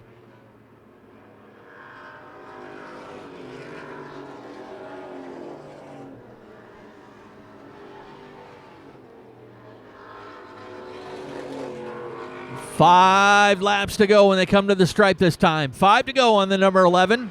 He's built that lead up now to 0.8 of a second over Sean Johnson. Been a little while for Sean Johnson as well, as far as last time he's been in victory lane. Sean was a winner 2 years ago himself, and that was the last time he visited victory lane here at Wiscasset.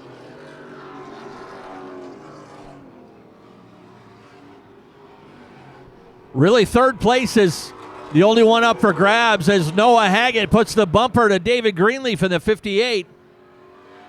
Haggett says, "Here I am," then jumps to the outside. Haggett chasing that 54 car up to the top of the speedway on exit of turn 4. And that may be what cost him a podium spot. Well, we'll find out in 2 laps.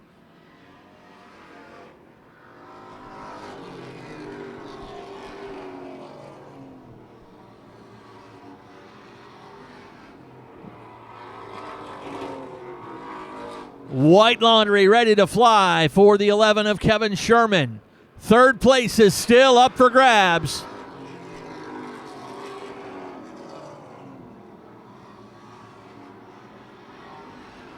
Haggett's going to try to cross him up and get in behind, maybe a pass on the inside. Haggett sticks the nose in there. Here they come into turn number 3. Checkered flag flies. Kevin Sherman gets the win.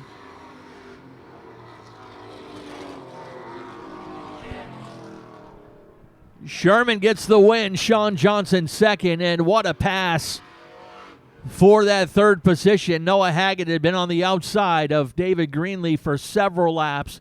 Crossed him up and was able to sneak in there to grab the low line. Moved him just enough to be able to grab that third spot. And a great race between those two guys.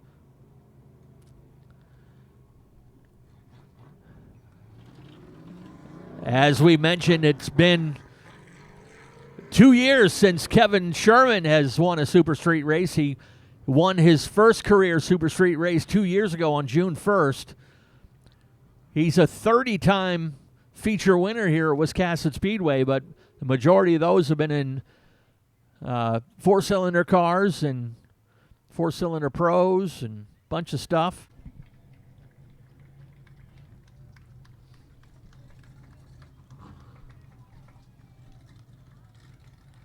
And his dad, Hall of Famer Norm Sherman, and some of the Norm's Used Cars crew were there to welcome Kevin to victory lane. Let's send it down to Nick. All right, Kevin Sherman, your second Super Street win of your career. How's it feel, man? Boy, it's a tough class. I love this class. Some great runners. We got a good start position, and we didn't look back. What an awesome race. Yeah, how was that racing with the number 9? You guys added a couple donuts to each other's cars a little bit there. Oh, well, we both run hard, try to stay clean, and he's a great racer, so no qualms. Love it. Who do you want to thank for helping you on the 11S? I got to thank Norm's Used Cars for sure. Bearded Builders, a good sponsor of mine, my boss. I got a spotter today, and I can't thank my crew enough. They've been a huge asset. All right, Kevin Sherman, ladies and gentlemen. His last Super Street win was in 2024.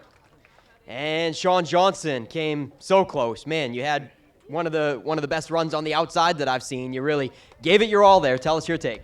Yeah, we were putting the pedal down on the outside. I just got a little antsy coming out of 2 and clipped the wall, and not sure how we saved it, but we did. So. Yeah, we weren't sure there if you did actually touch the wall or just kicked up the marbles. Oh yeah, no, we got it. First time I've ever done that, so I'll be a little better next time. It was a valiant effort, Sean. Who do you got to thank on this sweet number 9? Well, I got to thank Joe and Emily Ashton. They own this car. This is probably my last year driving it, and so they've really taken care of me and given me a good car to run. I got to thank Stevens Forest Products, B&W and Sons Roofing, Boca Builders, Casella Waste Management, and I got to thank the guys that showed up to help today. Jordan Harris, his friends, they come over and help. So we got a pretty small crew. Barry Poulin, he's been with me for as long as I've been doing this, and he was on the radio, and he did a great job, and I love having him here. So, and I just want to thank the fans and everybody for coming out, and thank you, Nick. All right, Sean Johnson, ladies and gentlemen, runner-up honors in the Super Street Pepsi Spotlight feature. And this guy, Noah Haggett, I mean, the front 2 ran away, but all eyes were on you and David Greenleaf in the closing laps. What a show. Yeah, the car wasn't great. It was good, but it was pretty loose all around, and I know David was too. I could get up to his outside and then couldn't quite get around him. But the last corner, he slipped up just enough, and I was able to get in there, and so yeah. Yeah, it was a crazy crossover move, Noah. What a show. Won last week, 3rd today. Who do you got to thank on the 54 ride? I got to thank Laid Back Lumber, K&A Property Services, Red's Eats, Kelly Bros, Ace Well Service, Ideal Portable Toilets, Bryant Line Construction, Emma Suites, James Osman, Tom Cost, Coastal Automotive and Welding, my mom, my dad, my girlfriend, Brett Osman. He spots for me and does an awesome job. So yeah, thank you. All right, Noah Haggett, ladies and gentlemen, there is your Super Street top 3. Yeah, all right. Let's get these guys up there in front of Kevin Sherman's winning ride for some top 3 photos in Coastal Auto Parts, Napa Victory Lane at Wiscasset Speedway. And we'll send it back up to the booth to Ken Minot. All right, thank you very much, Nick Huff. Congrats to our top 3. And the pace car picking up the next division. It's the Maine Army National Guard Thunder 4 Minis.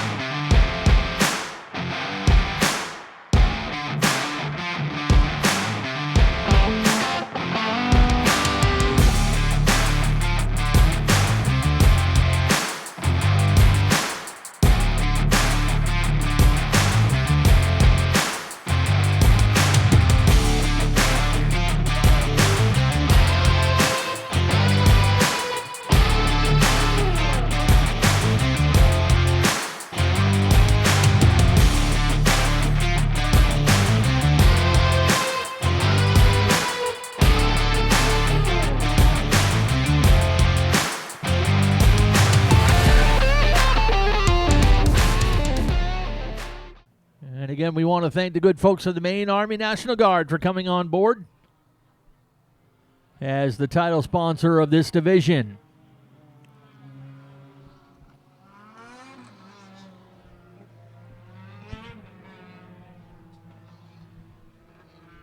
Your lineup for this one has David Cook out of Livermore in the number 44. Ricky Austin out of Norridgewock in the number 42. Jeff Farrington from just down the road in Alna in the number 0X. Donnie Fletcher out of Farmington in the 88. The Squirrel, Shane Weber, former champion in that 7 car out of New Vineyard. Silas Ham in the 37 out of Eddington. Your point leader and 2-time winner already this year, Derek Cook out of Livermore in the number 88C. Mike Landry from Madison in the 89. And Donovan Thorpe out of Bethel in the 33. Fills out the field here for your Thunder 4 Mini feature. We're going to leave them under caution pace one more time around. As I said, we added the Thunder 4 Minis to next Saturday's show as part of our doubleheader weekend. Along with the Thunder 4 Minis on Saturday, we'll have a couple of wicked good vintage divisions. We'll have The Crown Vic's back and the Creative Cleanout Sport Modifieds all in action, and then the big show on Sunday.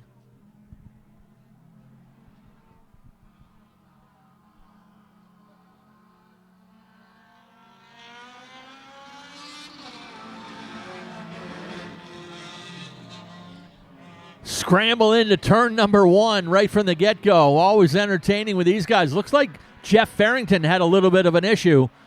And Derek Cook, the beauty of front-wheel drive, can he hang on to it? They'll hit each other heading into turn 3.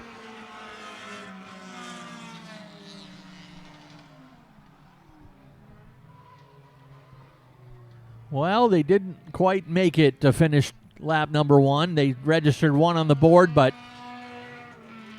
we will re-rack them back to the original starting lineup.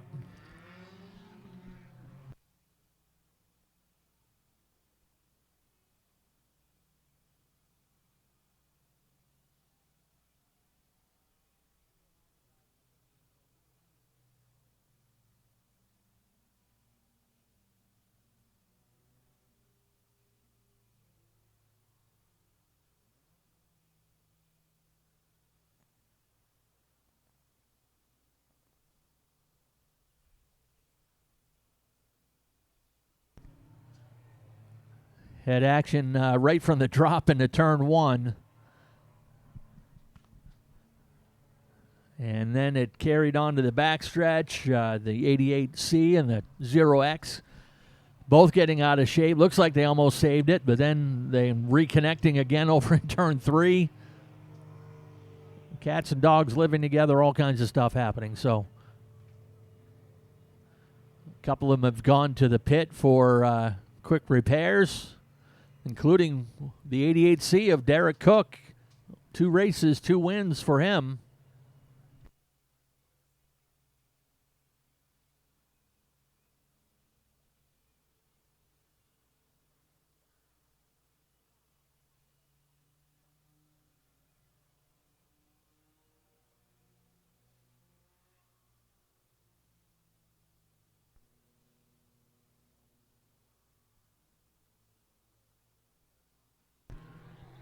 Waiting to see if we're got any guys returning here.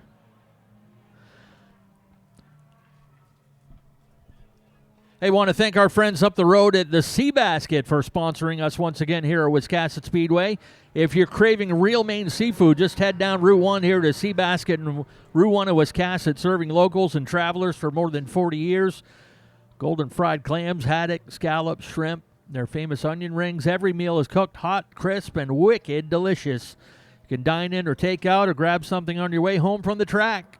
Fast, friendly, and always fresh. Our friends at Seabasket, Route 1 in Wiscasset, where Maine goes for seafood.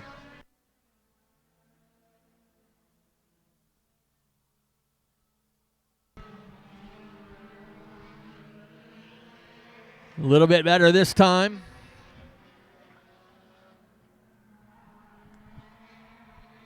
Ricky Austin on the high side of David Cook.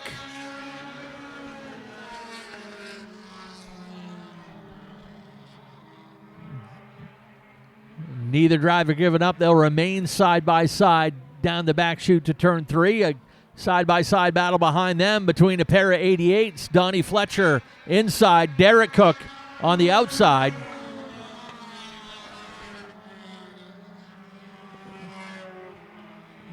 Shane Weber with a good seat to watch that 4-car battle up in front of him, and Silas Ham trying to keep sight of the lead pack as well. Ham in the 37.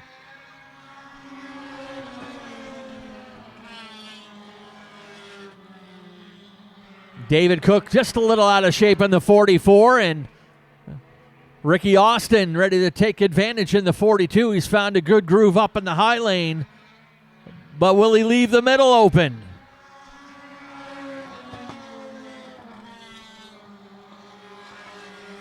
David gets it sideways again. Derek tried to jump down. Hey, why not? 3 wide down the back stretch to turn 3. Derek wisely backs out of it.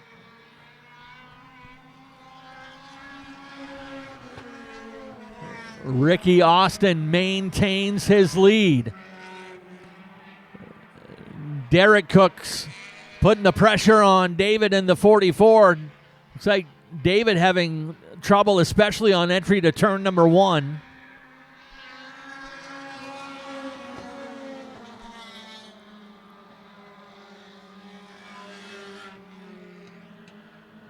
In the meantime, Ricky Austin able to just pull away, and now we got a spin over there in turn 2. That's Silas Ham in the 37, right in front of Mikey Carlton.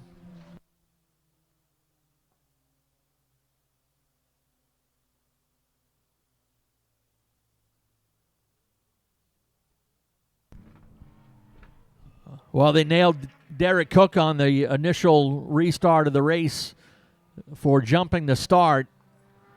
Drivers are reminded in their driver meeting to stay in their lane until they get to the start-finish line, and there's a 2-position penalty per car you pass on the next flag, whether it's a caution flag or a checkered flag. So Derek is going to have to reset and be just a little bit more patient on the start. Silas Ham back up on the track.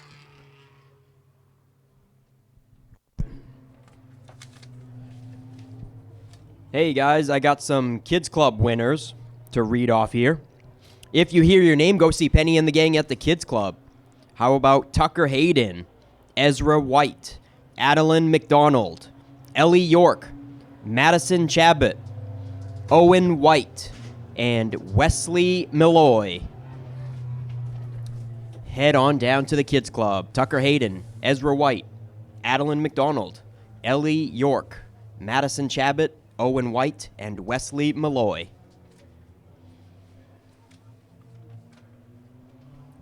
Just in case.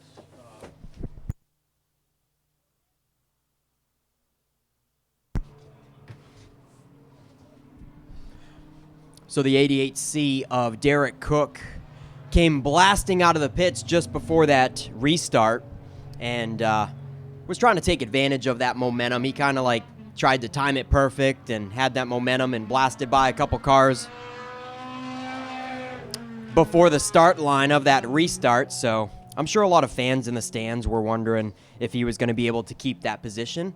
And rest assured, our race director was all over it. So Derek Cook to the back, and Silas Ham comes to a halt and needs the assistance from the push truck to the pits in the 37.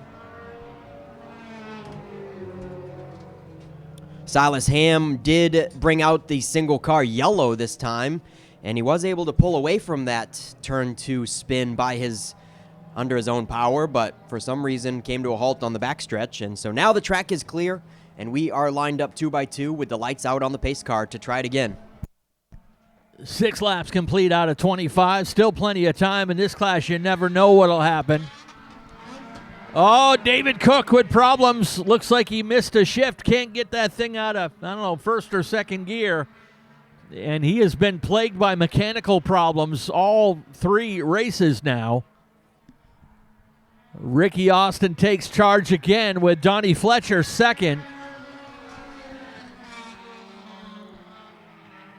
Derek Cook takes over third from Shane Weber. And a tough break for David as the transmission or the linkage or something fails him on that restart.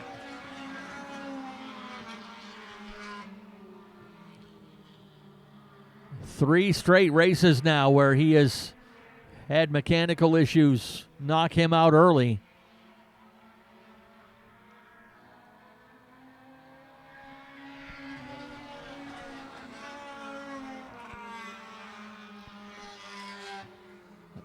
Ricky Austin's best career finish here at Wiscasset was a second place run back in 2023. So if he can keep this thing together and keep it out front, he'll pick up his first career win here.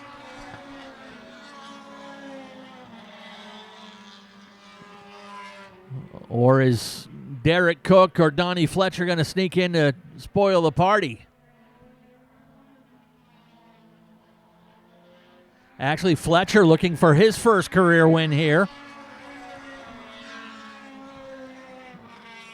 Donnie in that black number 88 with the yellow numbers. He started out in mini stocks, then jumped up to street stocks for a couple of years, and now back to his roots in mini stocks.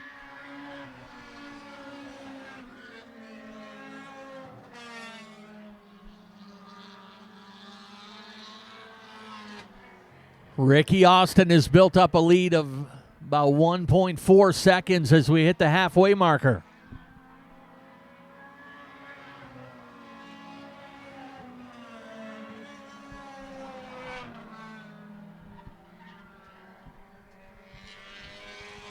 Derek looks like he's got second to himself, but he looks like he's plowing in the corners just a little bit.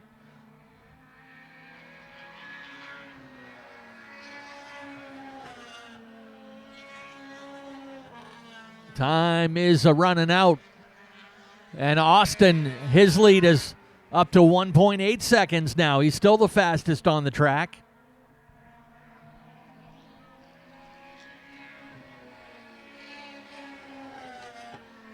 These guys are turning lap times around 18.7 seconds. 72, 73 mile per hour average around this 3/8 mile track.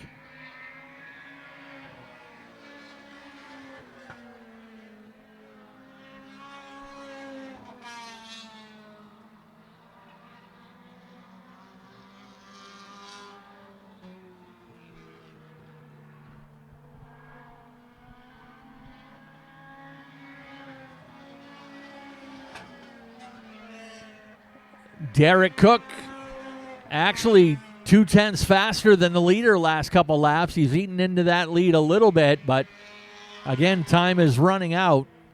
That interval down under a second and a half.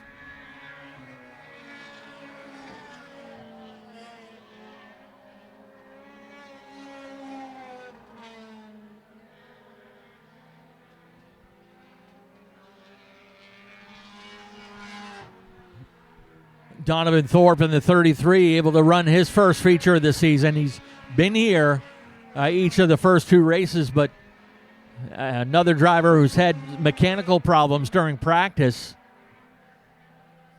Thorpe holding down fifth right now.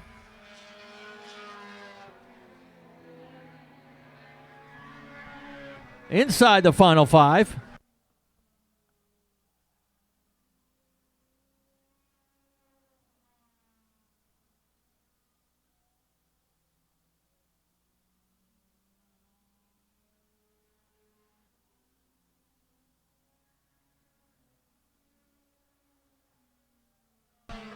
That lead is stabilized right around a second and a half. And they just got to keep it clean for 3 more circuits around the track.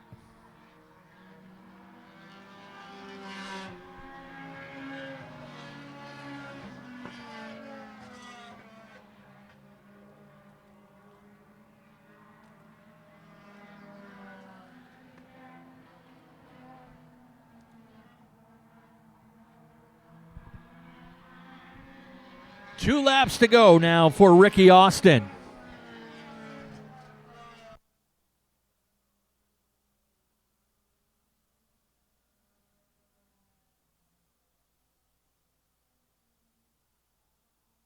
White Laundry ready to fly.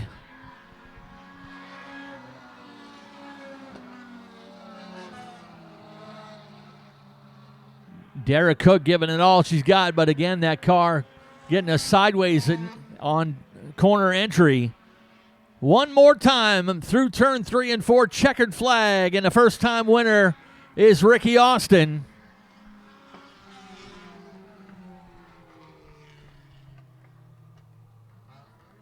Austin gets the win. Derek Cook will finish in second. Donnie Fletcher third. Shane Weber is fourth. Donovan Thorpe finishes in fifth in the car number 33.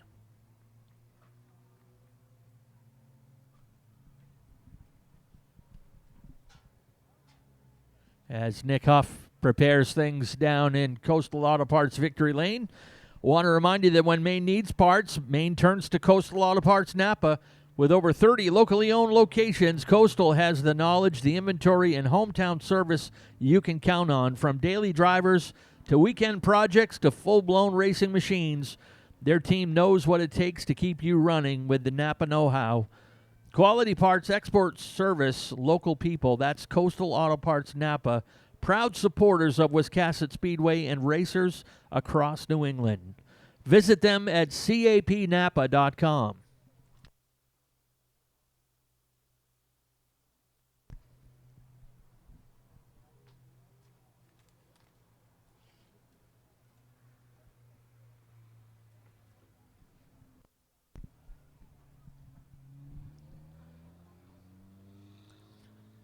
Mr. Austin will bring the checkers to the backstretch and lead the parade down Victory Lane Road to right here on the front stretch to Coastal Auto Parts Victory Lane. And Nick Huff has got a flag to exchange with him, as we love first-time winners here at Wiscasset Speedway. Ricky Austin getting his first career win.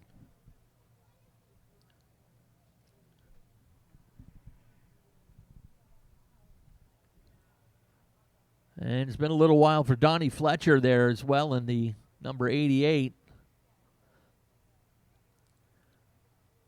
Donnie Fletcher winning a race 2 years ago, but that was his last podium appearance.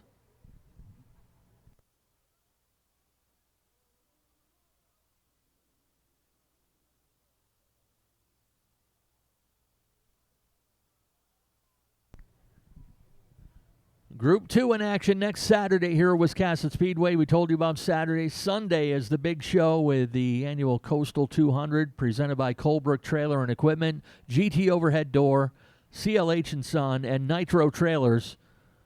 $15,000 to win late model sportsman extravaganza, along with the Portland Glass Strictly Streets and the Dale's Cash Fuel Roadrunners all in action on Sunday.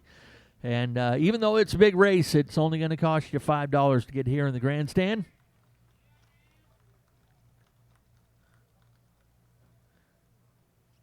And who says green cars are bad luck? That beautiful car is right there in P1. And we love first-time winners at Wiscasset Speedway. Let's send it down to Nick in Victory Lane.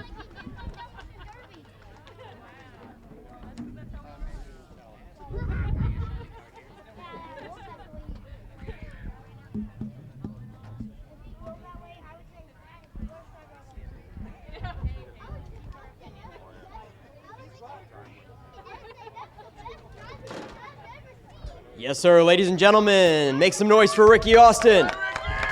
Check that one out, Ricky. You got this flag for you. First feature win, and you get to keep that one. Compliments of Wiscasset Speedway. So congratulations on your first ever win at this track. How's it feel, Ricky? Feels awesome. And the best part is I got to thank you for the beautiful wrap. I had to be impressive today for you.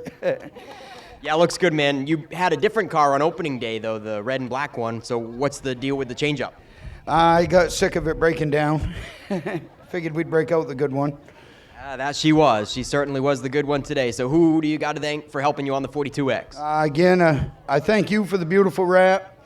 Landry's Towing and Fabrication did all my tin work. It's my brother Mickey. He helps me out a lot. Karen's Towing, they sponsor me.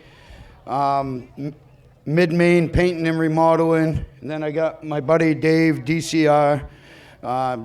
He helps me out a lot with the setups and stuff, so definitely a lot of thanks goes out to him. And then over here, I can't remember the name of it, I'm sorry. McHenry Family Wood Creations. And thank my beautiful wife for putting up with everything, the late nights. All right, yeah, she's your biggest fan, isn't she? All right. And Derek Cook in the 88C, man, you had your hands full all feature long, right from the get-go on the backstretch with Farrington and then jumping a restart. I mean, tell us about that whole race for you. I don't think I jumped the restart, but Jeff, he don't know how to drive for one, obviously. Never touched him, never even round him. He don't like me from last year, so he decided to wreck me intentionally. But as you guys can see, I still came out here and performed, and I'd like to congratulate Ricky on his first win. That's awesome. He hasn't won here yet. I'd like to thank everybody that helps me. Jason, he's been on new to the crew, and he's helped out a lot. And I mean, look at the car. She was going. All right, that's Derek Cook, ladies and gentlemen, runner-up honors today. And Donnie Fletcher, hey man, in the other 88 car. What'd you think of that race? No, it was all right. Could have been better. Yeah. You happy with your car's speed? Yeah. Yeah. You think you got room for improvement there? Definitely. All right, anybody you want to thank for helping you on it? Yeah, TNL, Larry, Logan, Randy. My son helps me a lot. E&A, Carpentry, Holly. I mean, everybody that helps. All right, folks, that's going to do it for your Thunder 4 top 3. Donnie Fletcher, Derek Cook, and Ricky Austin with his first ever win at Wiscasset Speedway. The Thunder 4s are brought to you by Maine Army National Guard. Back up to you, Ken.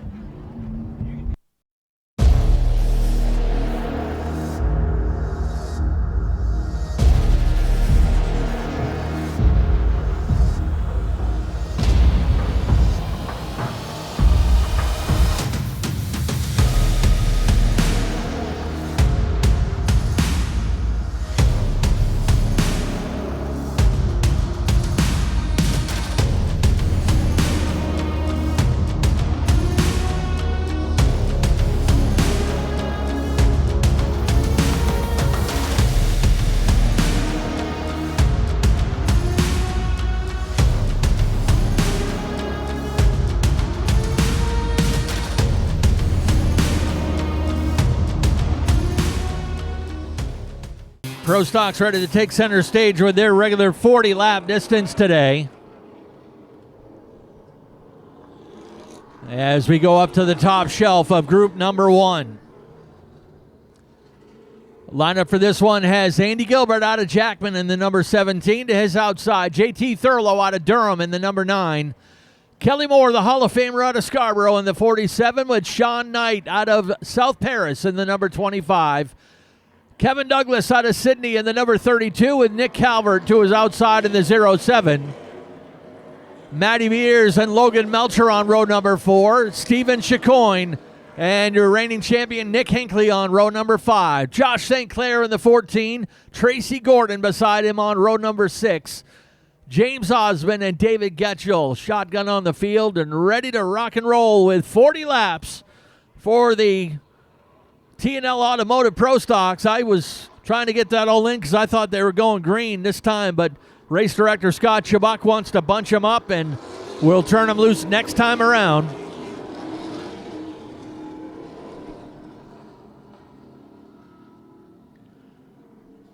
Andy Gilbert got his first career win here last year. JT Thurlow's come close a couple times. Had a strong car in his heat race. Let's see how we do. Barry Morris will pull to the inside, and Dave Sturgis gives him the green.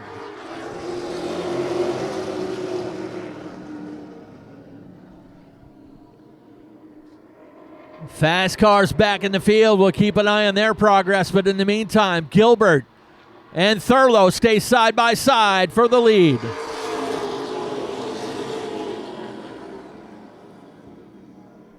Kelly Moore settled into the 3rd spot. Sean Knight 4th. Kevin Douglas 5th with Matty Beers and Nick Calvert side by side behind. Logan Melcher sawing on that wheel of the 41. He was all over the place coming out of turn 4 that time. But up front, neither driver taking control of this race yet. Just a little tap of contact into turn 1, and they stay even up. Gilbert, and around goes Thurlow. Gilbert's got some problems. Something might have broke. Wow, that could have been really bad with the lead pair spinning in front of the field. Andy Gilbert acting like something might have broke on the 17. Thurlow able to keep it out of the wall. Good piece of driving from JT.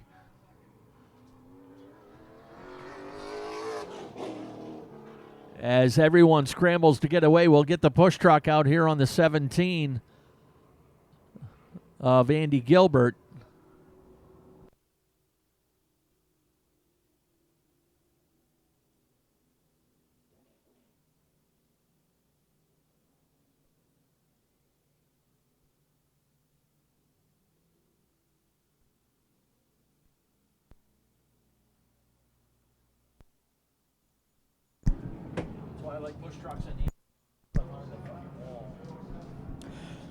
All right, folks, we got some happy birthday wishes to David Greenleaf. Happy belated birthday from May 12th. Happy birthday to Blake Brown. And him and his wife say, "Go Josh St. Clair, go get him." Happy birthday, Blake Brown.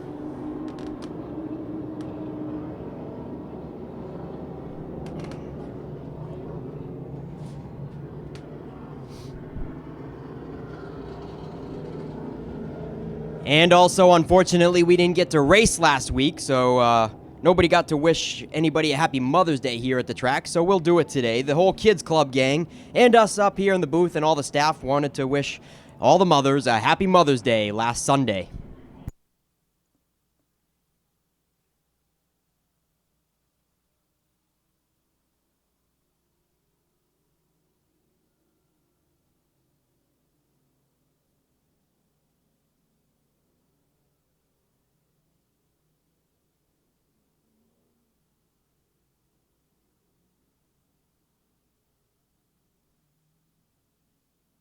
Andy Gilbert back up on the track. Going to scrub the dirt off the tires. Maybe nothing broke. It just kind of a weird spin. But he and JT Thurlow will find themselves at the back of the field with Kelly Moore taking over the lead now.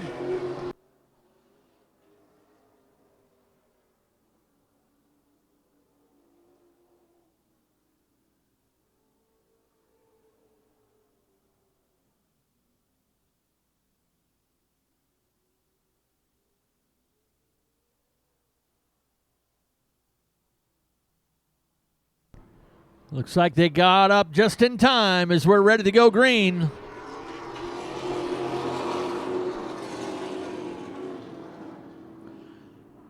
Kelly Moore and Sean Knight will go at it for the lead now.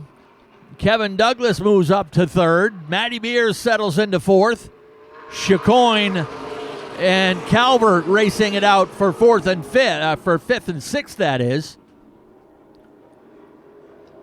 No progress yet from our most recent winner, Nick Hinckley, into 15. He's mired back in traffic.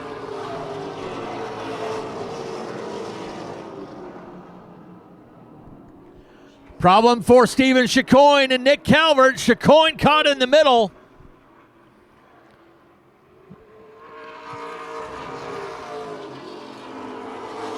That's another one that could have been really bad, but everyone hanging on down the backstretch. And Chacoin's problems continue. He's dropping anchor up on the high side.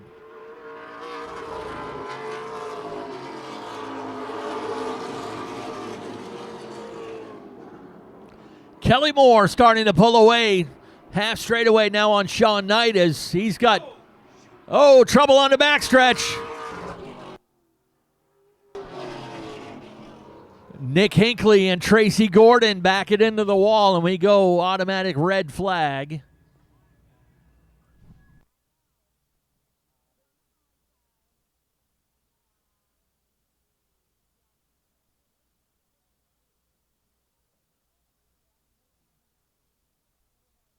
Safety crew up quickly to check on our drivers. Got an okay from Nate Sennett over there with Tracy Gordon.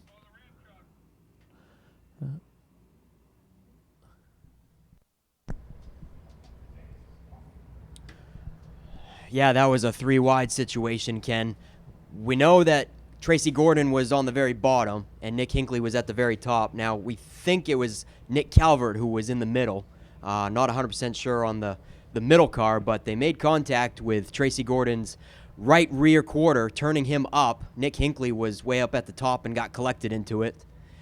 And, man, those two cars took a bad hit. I don't think they'll be continuing for today.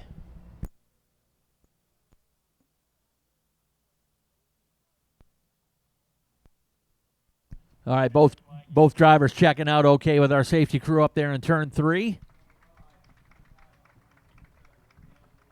Nick kind of pinned driver's side door up against the wall, so letting him take a moment to gather himself and either get that car away from the wall, then get him out, But Pro Body Works cleanup nonetheless.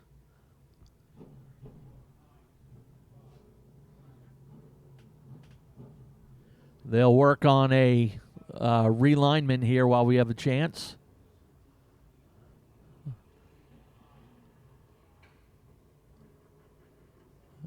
Got the wrecker ready to load up the 15 of Hinckley, and I believe the rollback is going up to take care of the 17 of Tracy Gordon. Tracy has had some pretty tough luck in his last couple appearances here at Wiscasset as he attempted to qualify for the Boss Hog 150 last Labor Day weekend and crashed out in his heat race, and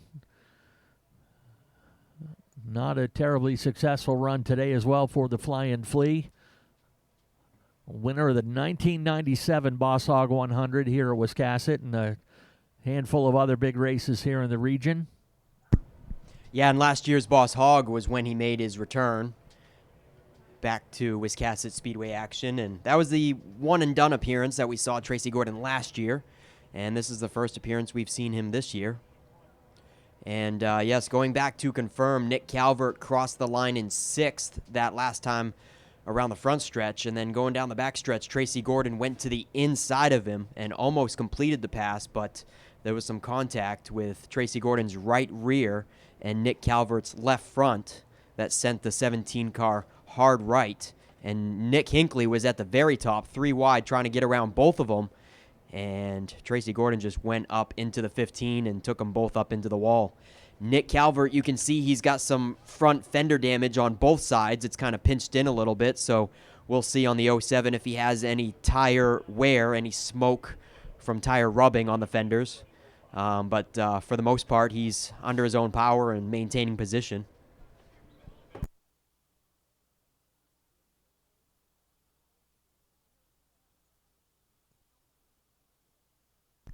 Hey, kids, you want to be part of the coolest club here at the track? The Ward & Son Builders Kids Club is happening now, as it does every week, with activities, giveaways, occasional driver visits, and tons of racing night fun. It's all brought to you by Ward & Son Builders, proud supporters of Wiscasset Speedway and the families that fill the grandstands. So stop by the Kids Club booth, sign up for free every week, and get in on the action with the Ward & Son Builders Kids Club, where every kid is part of the crew. The Pro Stocks are brought to you by T&L Automotive. When your vehicle needs honest, dependable service, head to T&L Auto on the Crash Road in Jay, Maine. Proudly run by the Melcher family. From inspections and routine maintenance to major repairs, the Melchers and their team treat every customer like a neighbor, because that's exactly what you are at T&L Automotive in Jay.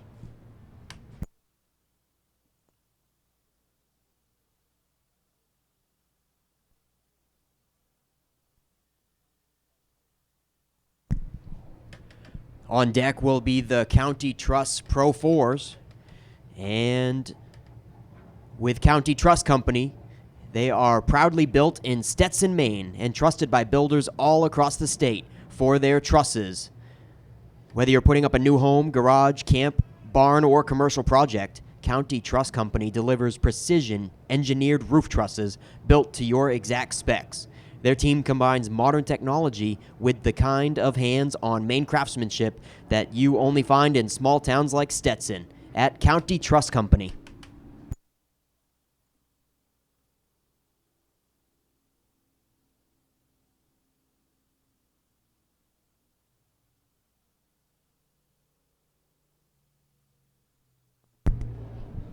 Steven Jacoin heads down pit road. We saw his handling kind of beginning to go away a little bit. He kept on getting shuffled up high and losing positions one at a time. Getting pretty squirrely in that 0-1 on some scary moments just a little bit ago.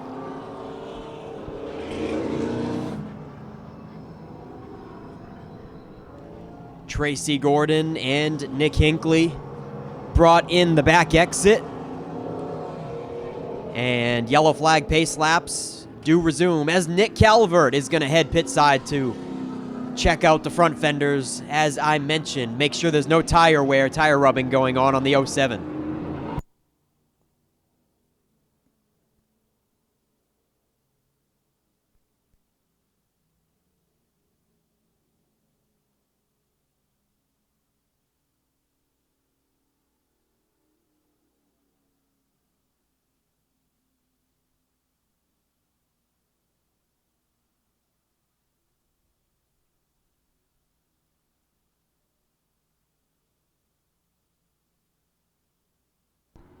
Pro Stocks have a big race coming up in the middle of the month of June.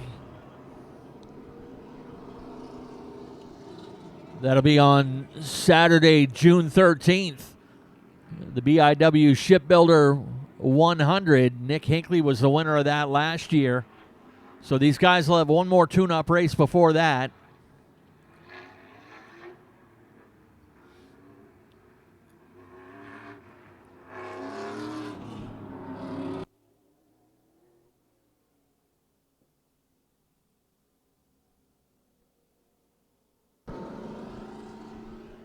Keep them under caution pace just a little bit, another lap or two. See if they're going to cross them up now. We get the 0-7 of Calvert and the 0-1 of Chicoine still in the pit.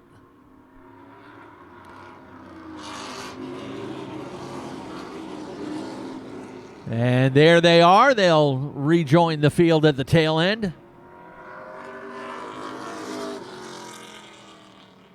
Kelly Moore still at point. Just 7 laps complete out of 40. Lots of racing left ahead here for the Pro Stocks. Douglas restarts third, Matty Beers fourth, and Josh St. Clair fifth.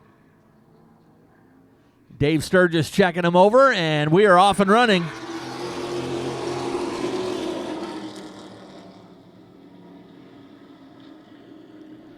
Even up down the back chute. Couple of KG veterans up on the front row going at it for the lead. Sean Knight trying to get down in line, but Kevin Douglas sneaks in there to stick a nose underneath, and he will take over second. Knight will settle it into third just ahead of Josh St. Clair.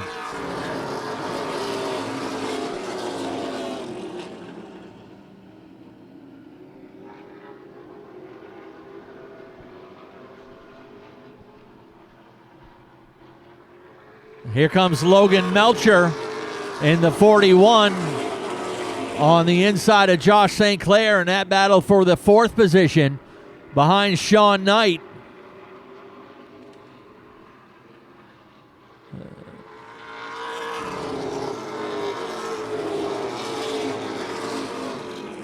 St. Clair started this race back in 11th place. Melcher started in 8th. And Sean Knight desperately trying to hold them off.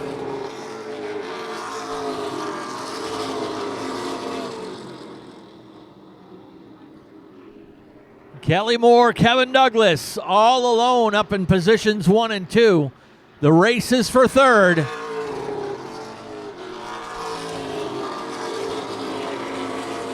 Sean Knight still doing a good job holding off a couple of veterans here at Wiscasset, a couple former multi-time winners.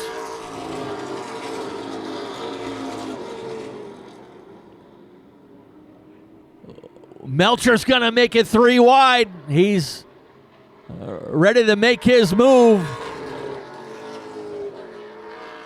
A little bit of contact out of the turn. St. Clair will try to follow and keep Knight pinned to the outside. Logan moves up into third. St. Clair moves to 4th.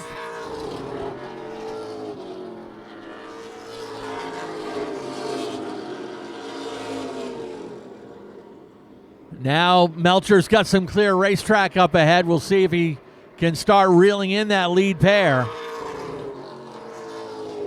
Things have finally settled down, at least there in the top 6 or 7.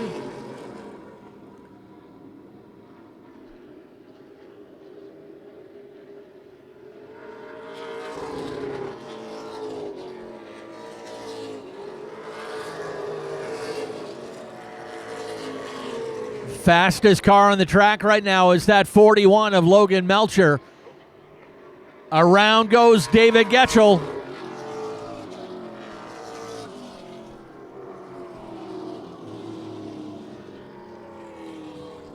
Second caution of the race flies.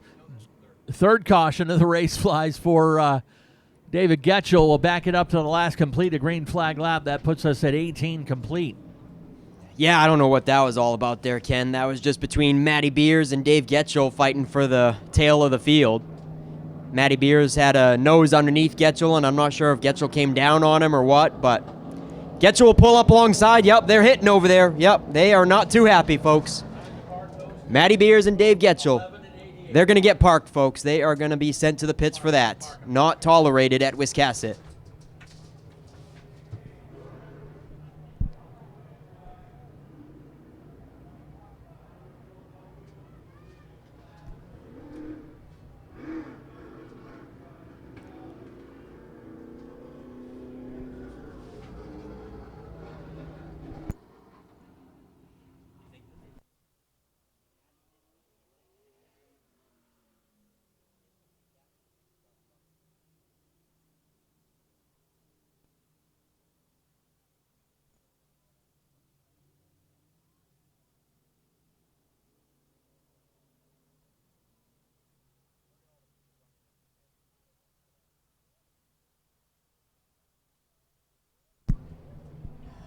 Well, folks. We are not even halfway. We would like to get a good, clean green flag run going and finish this Pro Stock race out, but they just keep wanting to tear each other up. Hey, I got to give a shout out to that 05. How about James Osman, folks? He just was hoping to not be the slowest car on the track, but he is certainly above and beyond that. He has been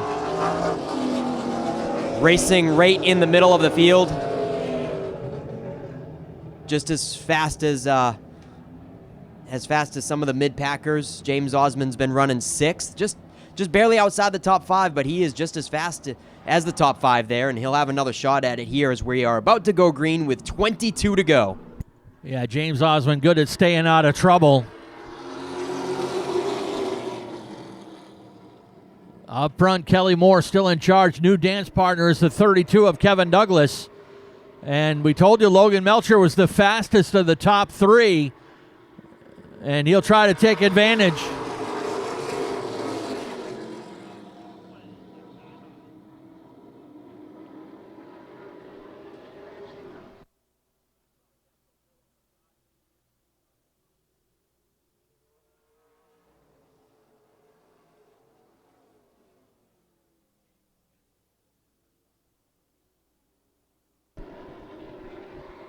Front 5 now settling down in the race. Back there for 5th, Sean Knight and JT Thurlow.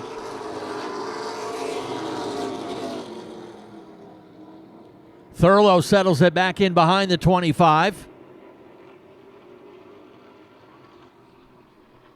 Oh, so close, waiting for Knight to make a mistake. Thurlow not wanting to try the outside, but Andy Gilbert says, I'll try it. He's going to go work on passing both of them over in turn 3 and 4.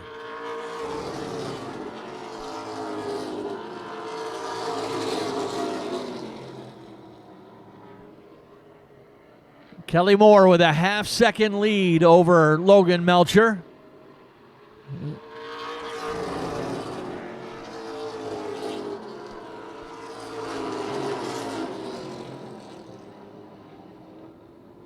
Gilbert trying to complete that pass over Sean Knight.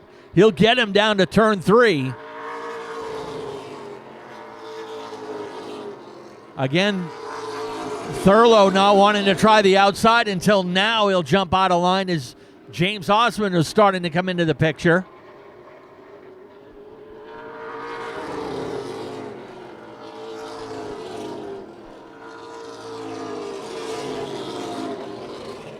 Give that spot to Thurlow at the line that time over Sean Knight. He'll complete the pass on the backstretch.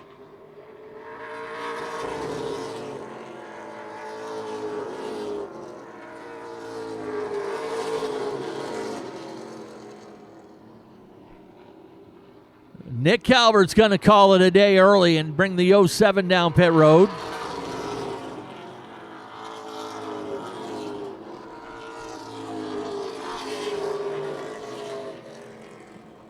Logan Melcher inching ever so closer, within a couple car lengths now.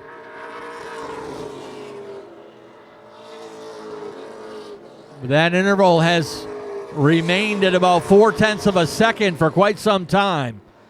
10 laps to go when they come to the stripe this time.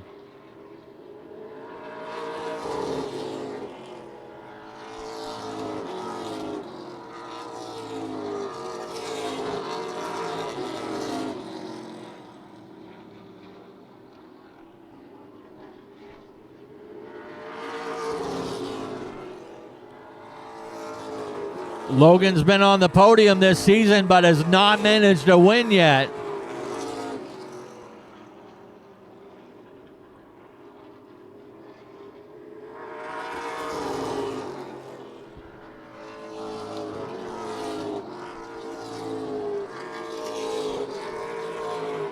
Kelly Moore staying just far enough ahead of that number 41, but Logan is chewing on that steering wheel. He's got that interval down to 0.2 of a second. Melcher definitely better on corner entry.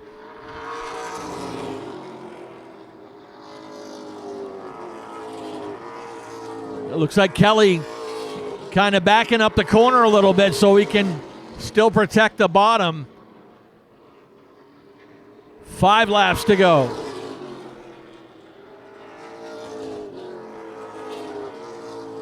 These two have had a couple of dust-ups a couple of years ago, but things between them have settled down last year or two.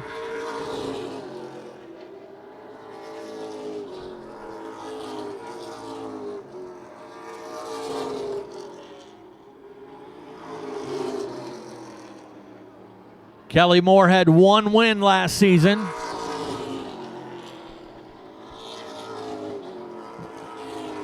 Logan Melcher sneaking up to the outside, looking for some grip. And we've got 2 laps to go this time by.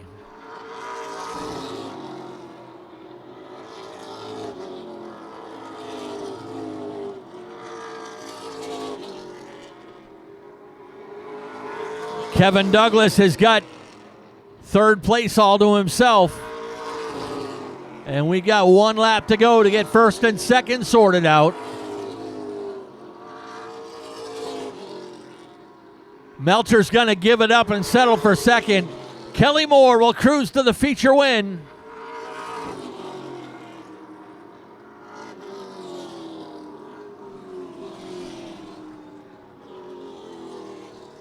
Kelly Moore gets the win. Logan Melcher will take 2nd. Kevin Douglas 3rd. Josh St. Clair 4th. And Andy Gilbert rounds out the top 5 here for the Pro Stocks this afternoon.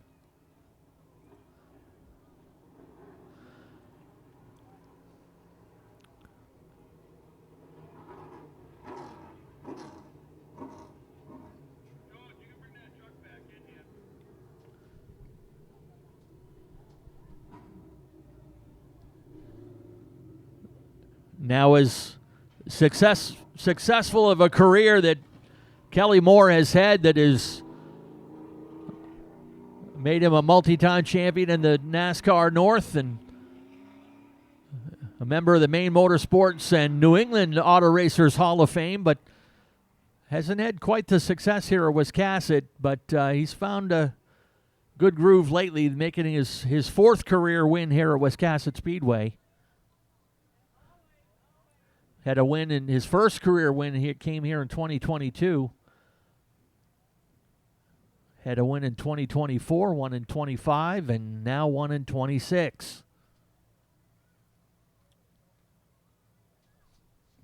Again, want to thank the good folks at TNL Automotive for sponsoring this division.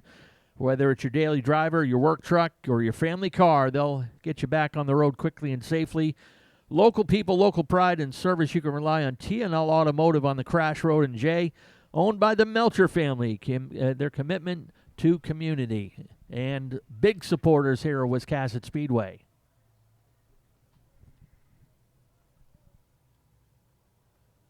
Now, I had mentioned earlier, mentioning the combination of Logan Melcher and Dunk Tank. Well, the Maine Vintage Race Car Association Heritage and Horsepower Festival is coming up here on Sunday, June 28th, all to benefit the Maine Vintage Race Car Association. It was formerly called Summerfest, and one of the things we've pulled together to make it more of a fun carnival atmosphere is we're getting a dunk tank. We're going to give you guys a chance to dunk your favorite drivers, and of course, we couldn't do it without Logan Melcher up there. He talks good smack, and he and David Greenleaf and a few others. Actually, David Greenleaf said he would empty his wallet if they'd get Kevin Douglas up there and see which driver can earn the most money for the Maine Vintage Race Car Association. So be on the lookout for that. So one for the old guys today as Kelly Moore brings the 47 into Coastal Auto Parts Victory Lane.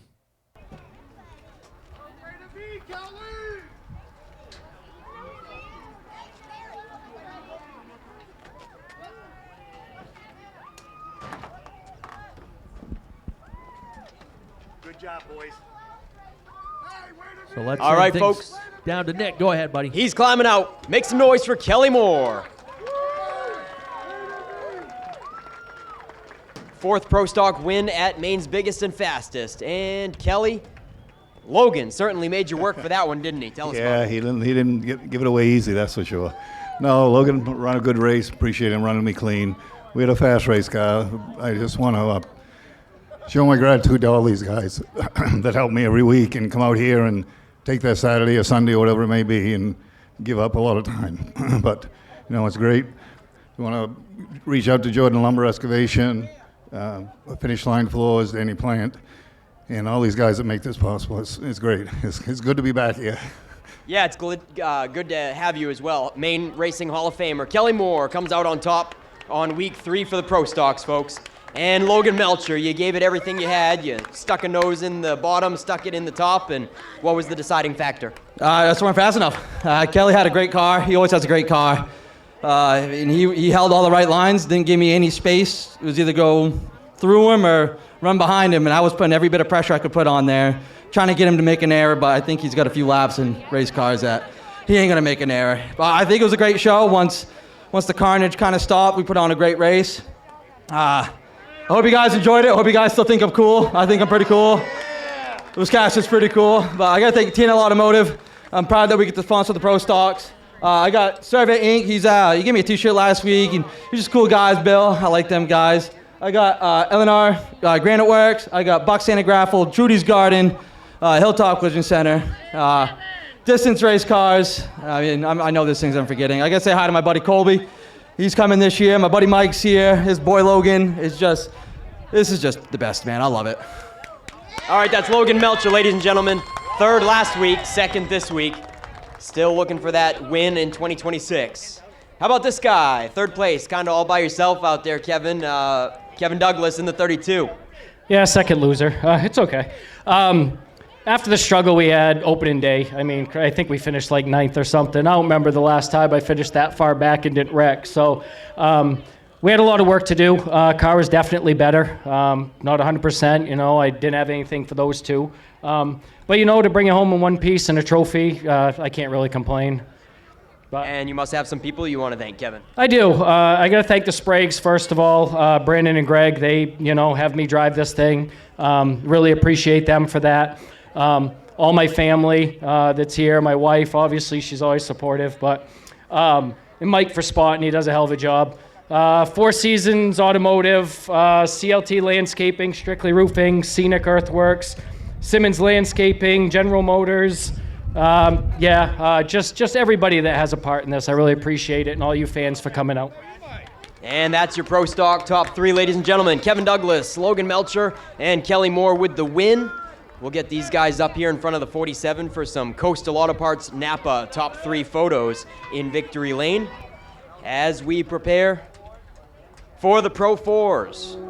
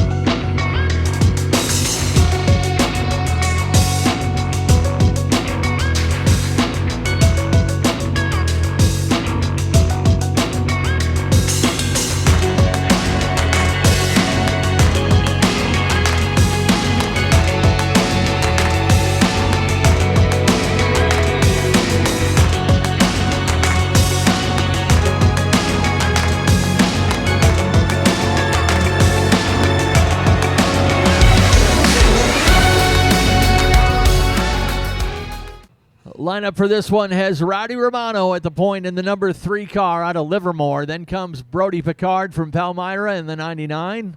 Dawson Gagnon out of Lyman in the number 34.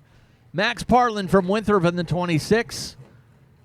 Dylan Anderson out of Warren in the 81. Sam Fogg from Gray in the 54.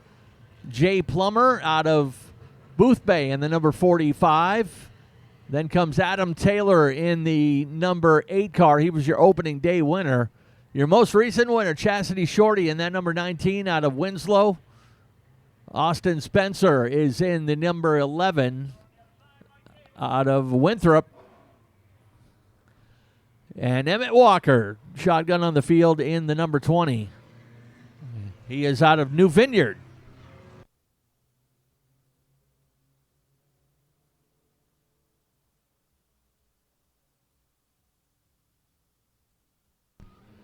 We've got these guys to go, then the crate mods, and then some bonus racing as we have the makeup of the 100-lap Enduro number 1.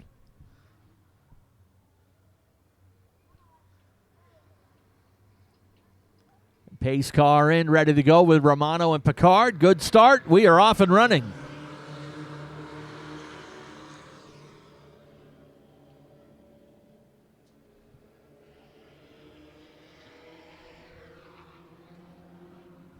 Everybody packed up tight, chasing that number 3 car.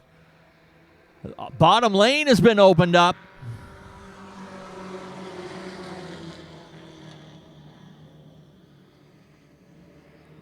Nobody with any kind of an advantage yet.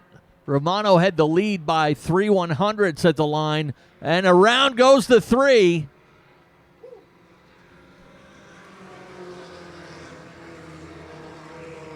No movement yet. Leaders heading on to the backstretch, so caution will fly. Looks like Rowdy might have lost that one on his own. Landed the dismount nicely. That could have been a messy situation with the leader spinning right in front of the pack like that. And good evasive measures by these young drivers.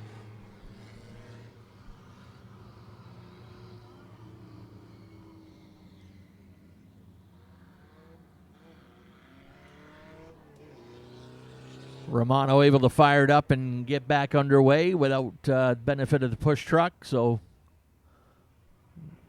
they'll head back to the infield.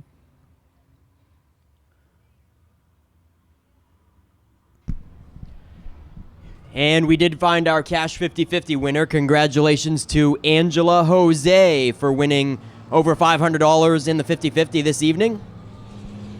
But hold on to those tickets, folks. We've got a replenishment of gift cards from our friends at Sweets and More, so I'll give away one of those $25 gift cards in just a moment. So hold on to those 50-50 tickets. Yeah, and actually, speaking of 50-50, got to give a shout-out. We have a 50-50 sponsor this year. We want to thank the good folks at Ames True Value Supply here on Route 1 of Westcasset. They kick in $200 on 50-50 every week.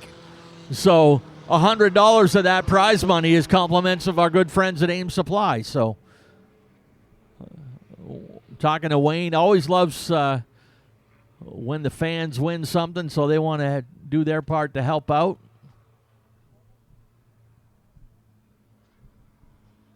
Oh, problem for Emmett Walker. He spins it right in front of Nate Sennett. Lazy Green. Lazy Green. They'll slow him down over there in the backstretch as Emmett Walker is stuck in the mud down there off of turn 4. I don't know if Nate's going to get that thing out of there by himself.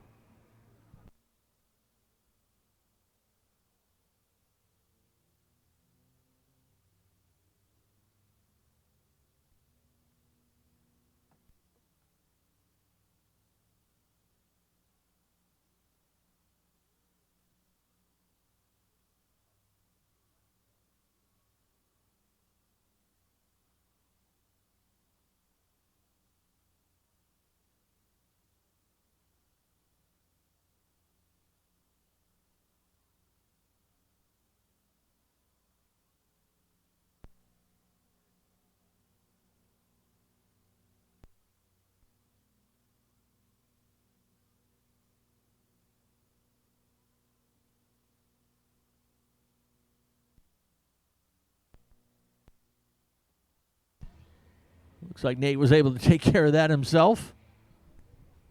Thank you, sir. Go back to that lineup the way they were, minus the 20.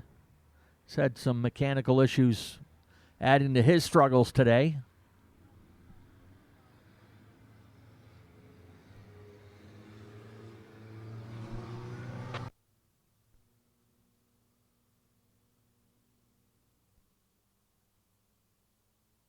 Matter of fact, Emmett Walker is going to bring the 20 down pit road. He'll be not sure if he'll be making a return, but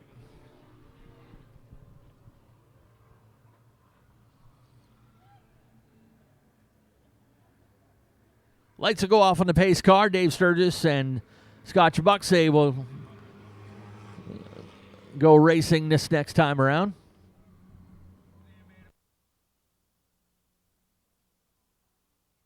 Oh, they just called it off. They're going to give Walker one more lap.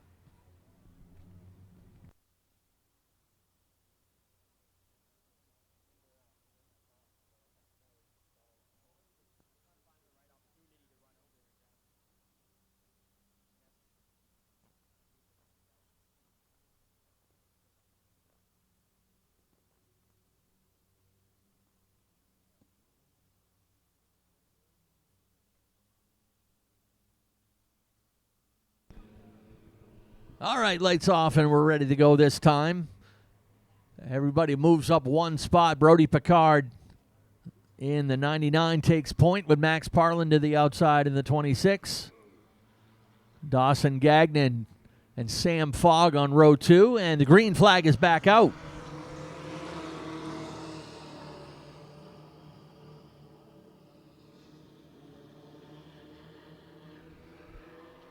Max Parlin get a good run down the backstretch to turn 3, but Brody Picard still has him covered on the inside.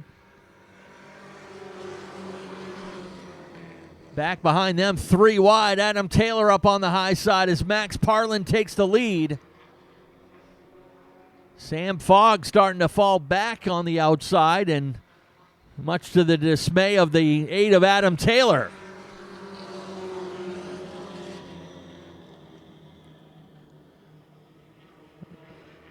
Jay Plummer moves up to 3rd, and here comes Chastity Shorty in the 19.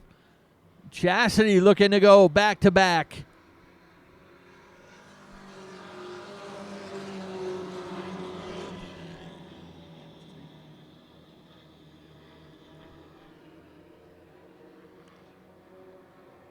Max Parlin starting to run away a little bit from that second place card of Brody Picard.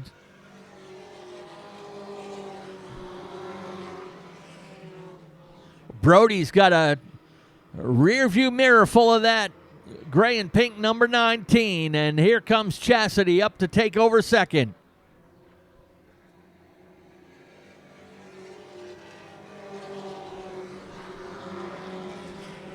Max trying to become the 3rd different winner here in the Pro 4s this season.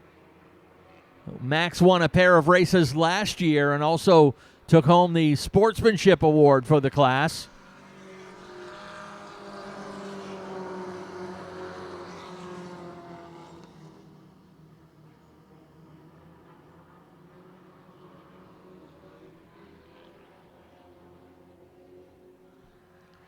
That lead is stabilized about a second and a half over Chastity. Actually, she was a 10th and a half faster than Parlin that last time by. Will complete lap 10 this time by.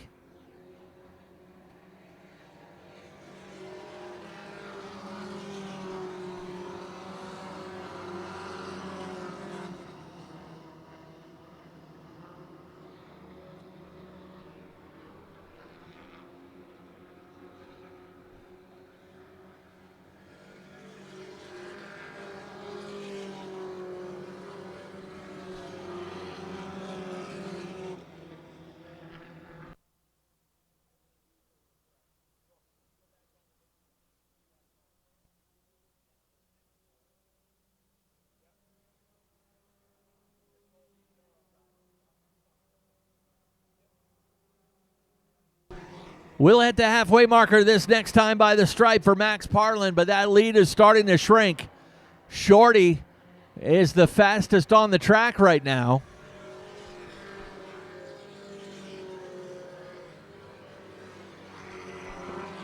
Chastity 0.2 faster that time. That lead down to 0.8 of a second. There's still plenty of time.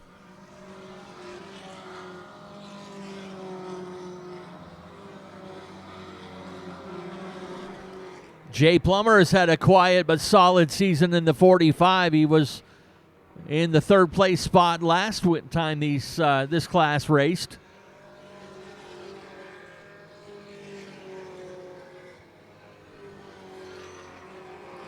She's got it down to half a second now behind Max Parlin. 81 to Dylan Anderson off the pace up on the top side of turn 4.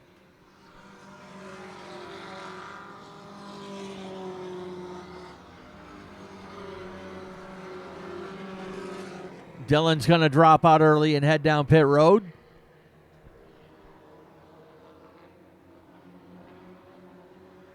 Leaves us with 9 of the 11 cars still on the lead lap.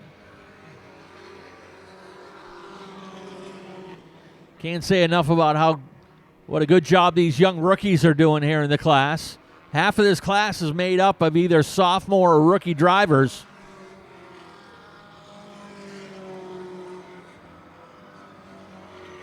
Chastity Shorty has caught the 26, and Max is now in defense mode.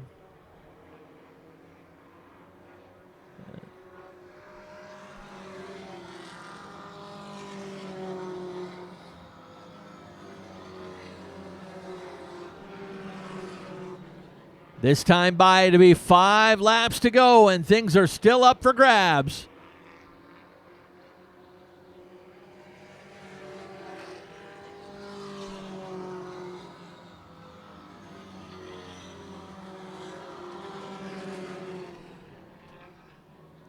Chastity looks to the outside as they get to turn 3.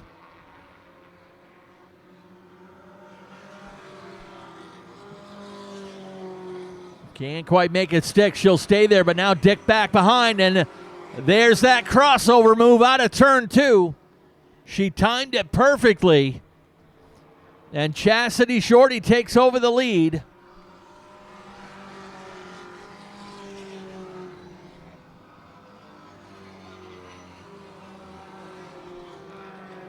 Hey, third place is still up for grabs. Jay Plummer skims the backstretch wall. Sam Fogg right there with him. They'll lean on each other in turn 4.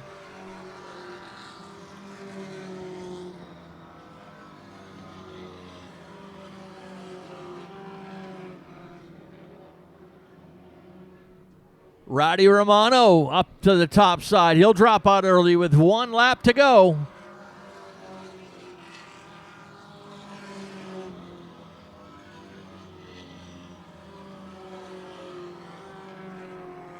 Final time down through turn 3 and 4. Checkered flag is ready to wave.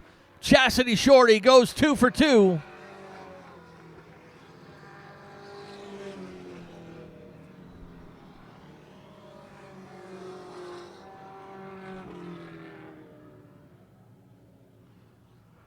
Chastity Shorty back to back here in the County Trust 4-cylinder pros. And young Sam Fogg, in just his 3rd race, will take his first appearance on the podium.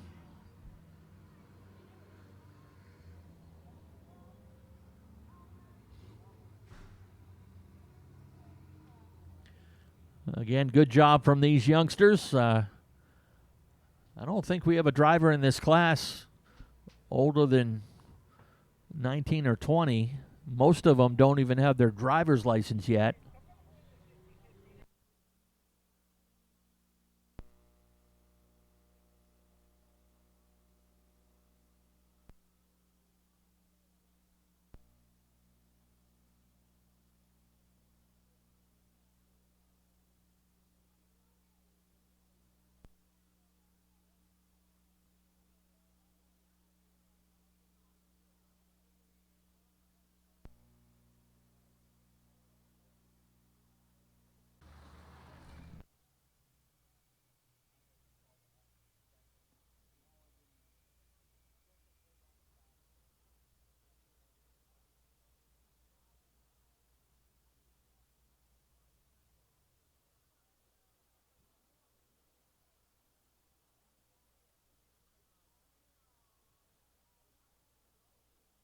Let's send things trackside with Nick Huff and Coastal Auto Parts Victory Lane.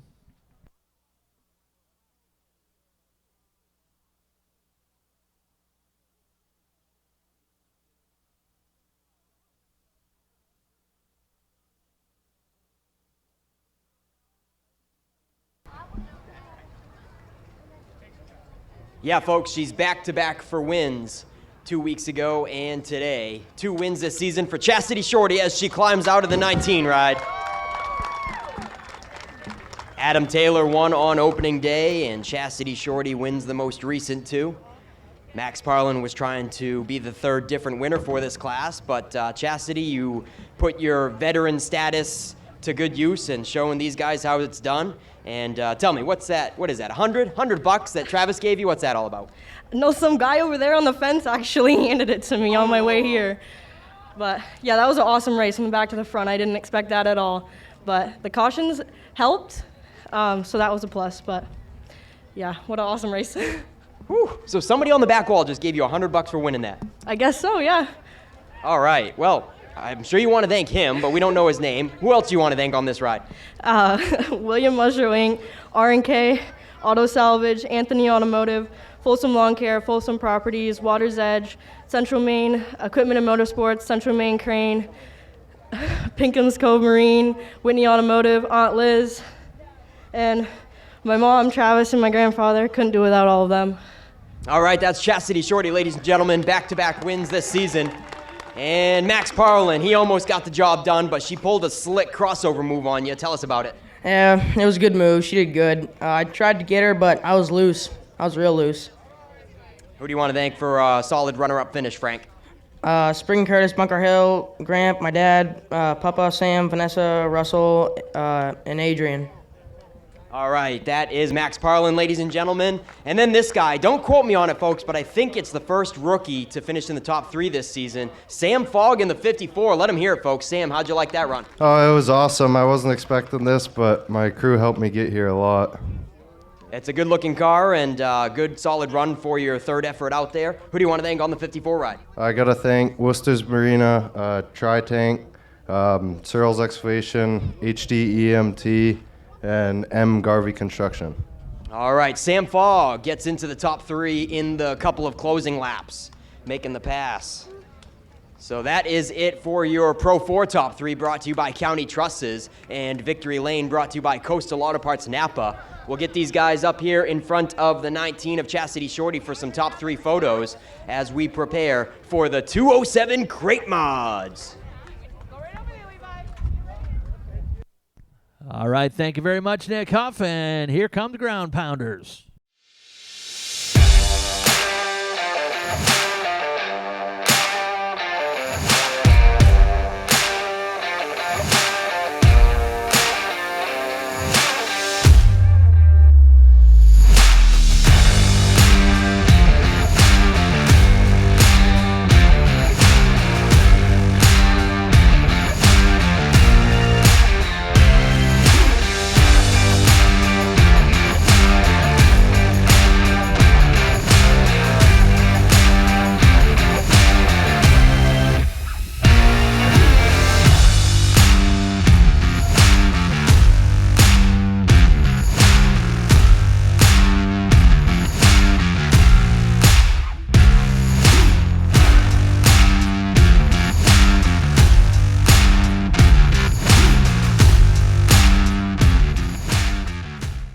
And looking for the day that we can get Bubba Pelton back in action here with the Mod Squad, but we will go with what we've got. Your lineup has Wiscasset Hall of Famer Alan Moeller in the number 60.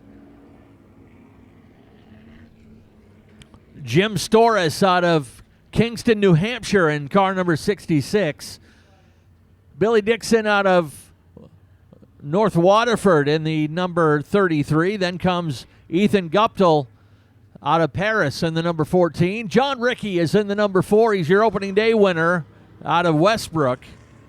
Then comes your champion, Ryan Phillips out of Saco in the number 89. Nick Hinckley is in the number 15, your most recent winner to his outside. the 26 of Ryan Neal out of Wiscasset. Doug Phillips is in car number 8. Richard Jordan in car number 68. And Doug Turtelot out of Bodenham, that is, in car number 6.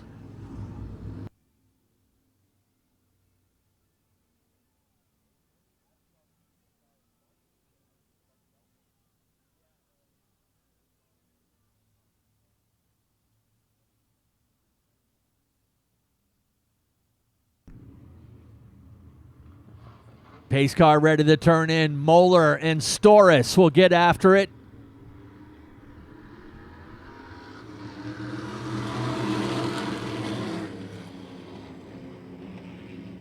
Ryan Phillips timed it just right to get by Ethan Guptill into 14. And everyone sets their sights on the 60 of Alan Moeller. Storis pulled it down in front of Dixon, and they both had to check up, and here comes Ryan Phillips around the outside. Phillips on the move.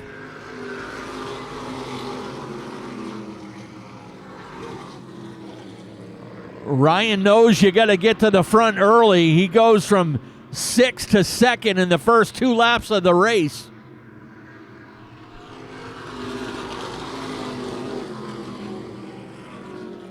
He lost his motor in the heat race on opening day, so he's got a lot of ground to catch up to the top in the class.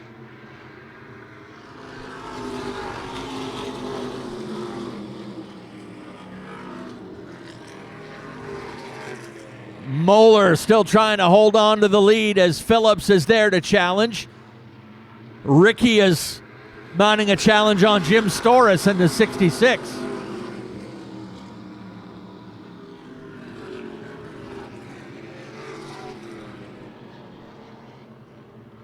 Ryan Phillips ever so careful on the outside of Alan Moeller. Give Phillips the lead at the line that time. John Ricky's got his hands full trying to find a way around the veteran Jim Storis.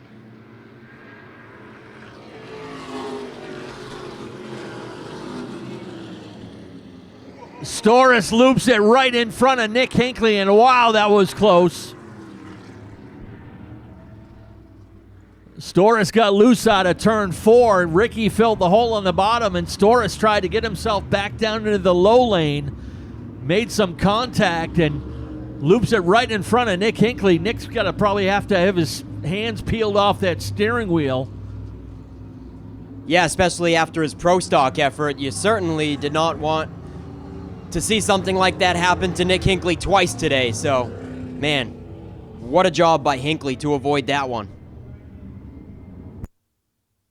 So Ryan Phillips had been able to grab the lead a couple laps prior. He'll take his place behind the pace car. Moeller still second. John Ricky will re-rack there in the 3rd spot. Hinckley 4th, and Billy Dixon 5th. Dixon has been, he actually owns that car, but he's been trading that ride back and forth with Brad Babb. Brad filling that seat when he's able to, but normally runs 350 Super Modifieds on the Smack Tour.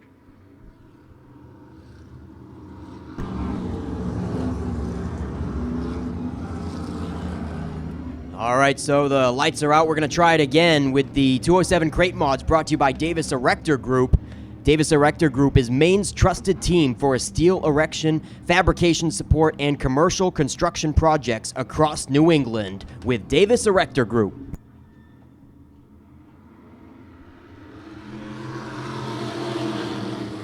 Good start up front between Moeller and Phillips. Moeller quickly left behind, and there is John Ricky, top 2 in the class from last year, going at it for the lead.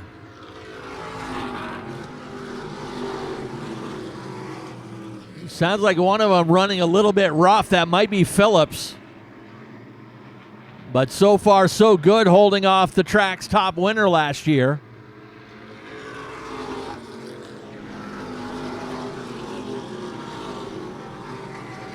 Alan Moeller left a half a straightaway behind to race it out with Nick Hinckley for third.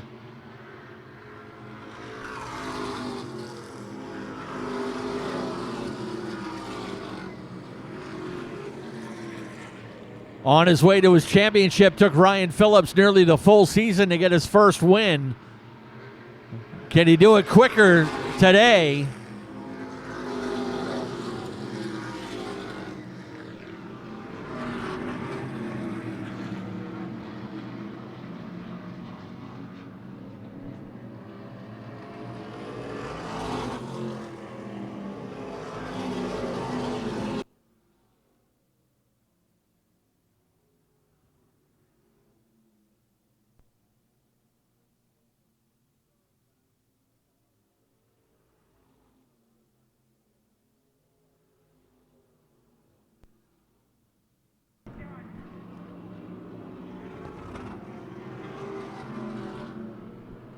Side by side for third place, still between Moeller and Hinckley.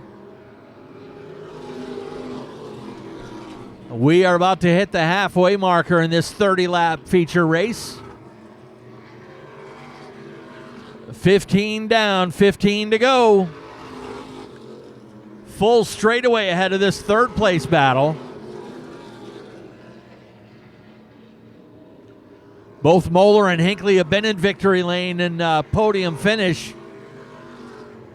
They'll have to sort it out between the two of them as Billy Dixon is trying to hold off Ethan Guptill.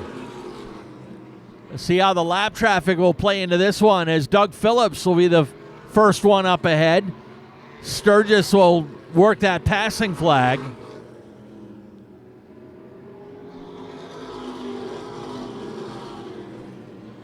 John Rickey right there in the tire tracks of the champ.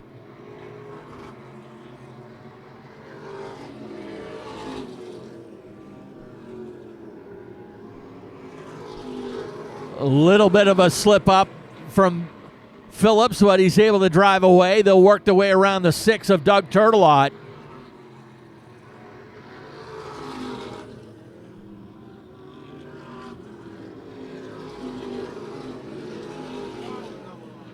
Around goes the 6. And looks like Phillips and Rickey had a little contact into turn 3, but matter of fact, Phillips dragging something off that left rear. I think old Doug might have flinched a little bit as the leaders went by him. Not sure if that was a caution that Ryan Phillips wanted to see. He was content to have Rickey in his rearview mirror. Now we'll have to line up side by side. And while that was going on, a good race between Alan Moeller. And Nick Hinckley. Hinckley will restart in third. 19 complete out of 30.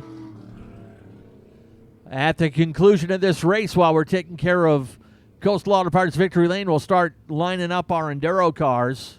We invite you to stick around for some bonus racing, a little mechanized mayhem presented by Survey Inc.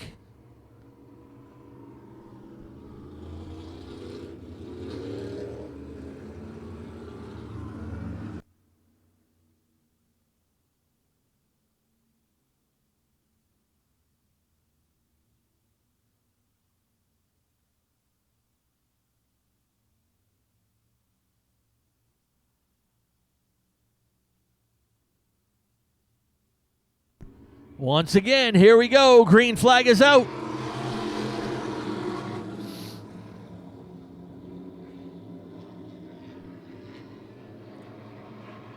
As expected, that battle resumes, and we'll have 10 laps to go when they come to the stripe.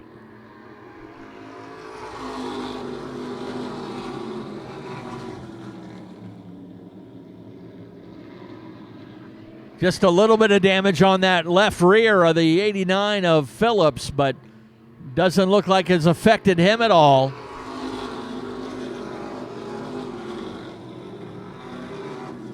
Nick Hinckley waiting in the third spot to see if anything happens between the lead pair. Moeller settled into fourth. Dixon fifth.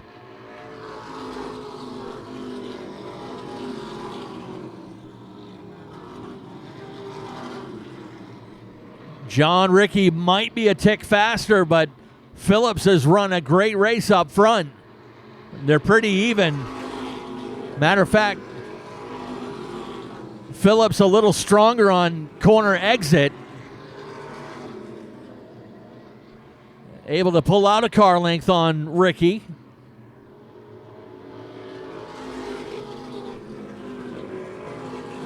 John now looking up on the high side. He'll try to go wheel to wheel with the champ with 5 laps to go.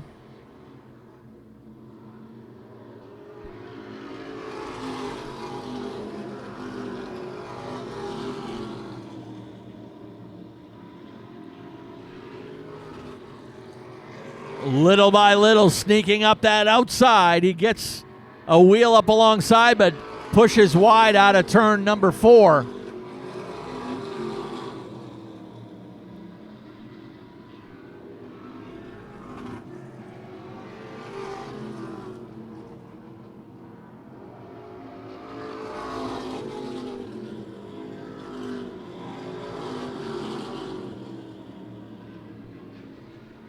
This time by, it'll be 2 laps to go.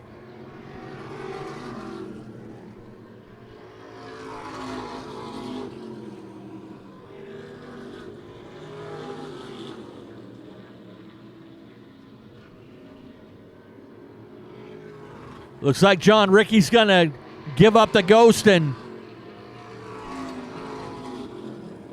set his sights on trying to hold off Nick Hinckley for second and third.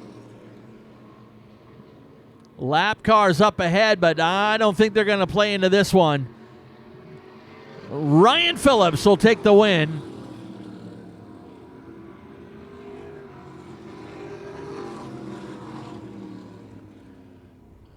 Good race between the division's top 2 drivers from 2025 as the champ prevails. Ryan Phillips, the reigning modified champion. He had 1 win last year, but was the most consistent in the class. John Ricky had 6 wins last year. John was the opening day winner here with the modifieds.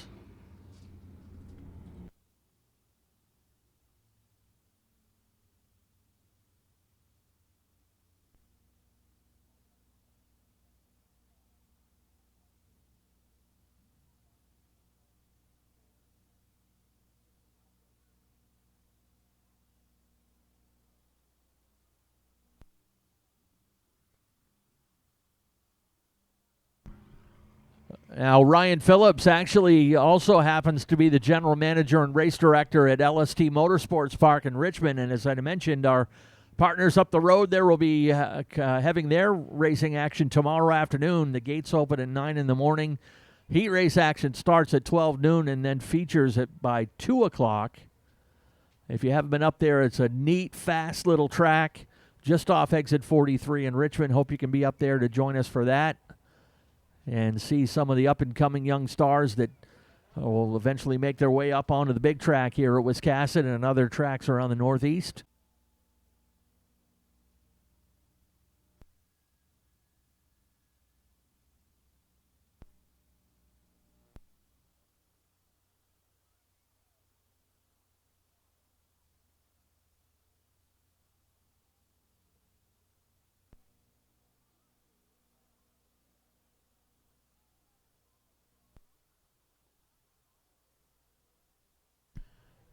Took him till Labor Day weekend last year to get his first career modified win. This is win number 2. The champ puts it in P1, and let's send it down to Nick.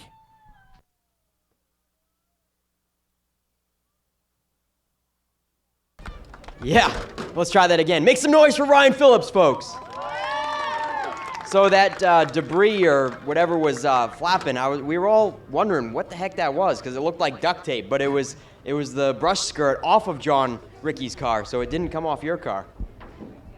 Yeah, Ryan Phillips, awesome job. Ricky really kept you honest. He tried every opening that he could, but just fended him off and started to pull away at the end. So tell us about it. Yeah, I mean, despite battling each other all year for the championship last year, we didn't really get to race, one-on-one. It was a lot of like who beat the other through the traffic, won for the day. So, I was really excited to just go heads up with him today and get it done. So it was a great race, had a lot of fun. I'd like to thank all my sponsors, Briggs Contracting, Apex Services, Southern Maine Pools, Mainly Karting, my whole crew that's here today, Mom, Dad, Steve, Bill, Lucas, Jeff back at the garage. So, Briggs and Briggs Contracting. So thank you very much. All right, that's Ryan Phillips, folks, last year's champion and mod win number 2 for his career.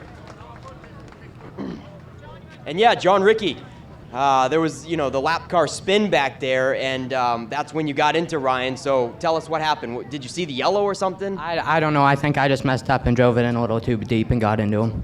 Yep. And so were you looking forward to the restart to try it heads up? Yeah, I was trying. It was just loose, and I couldn't get up top around him. All right, who do you want to thank on the 4 ride? ES Bolus, K&G Auto Sales, Garrett Pillsbury, KDW Landscaping, and everybody that comes out to help.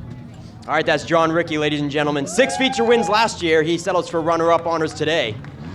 And then there's this guy, Nick Hinckley, takes a 3rd in the 207 crate mods. First, Nick, tell us about this race. It was good.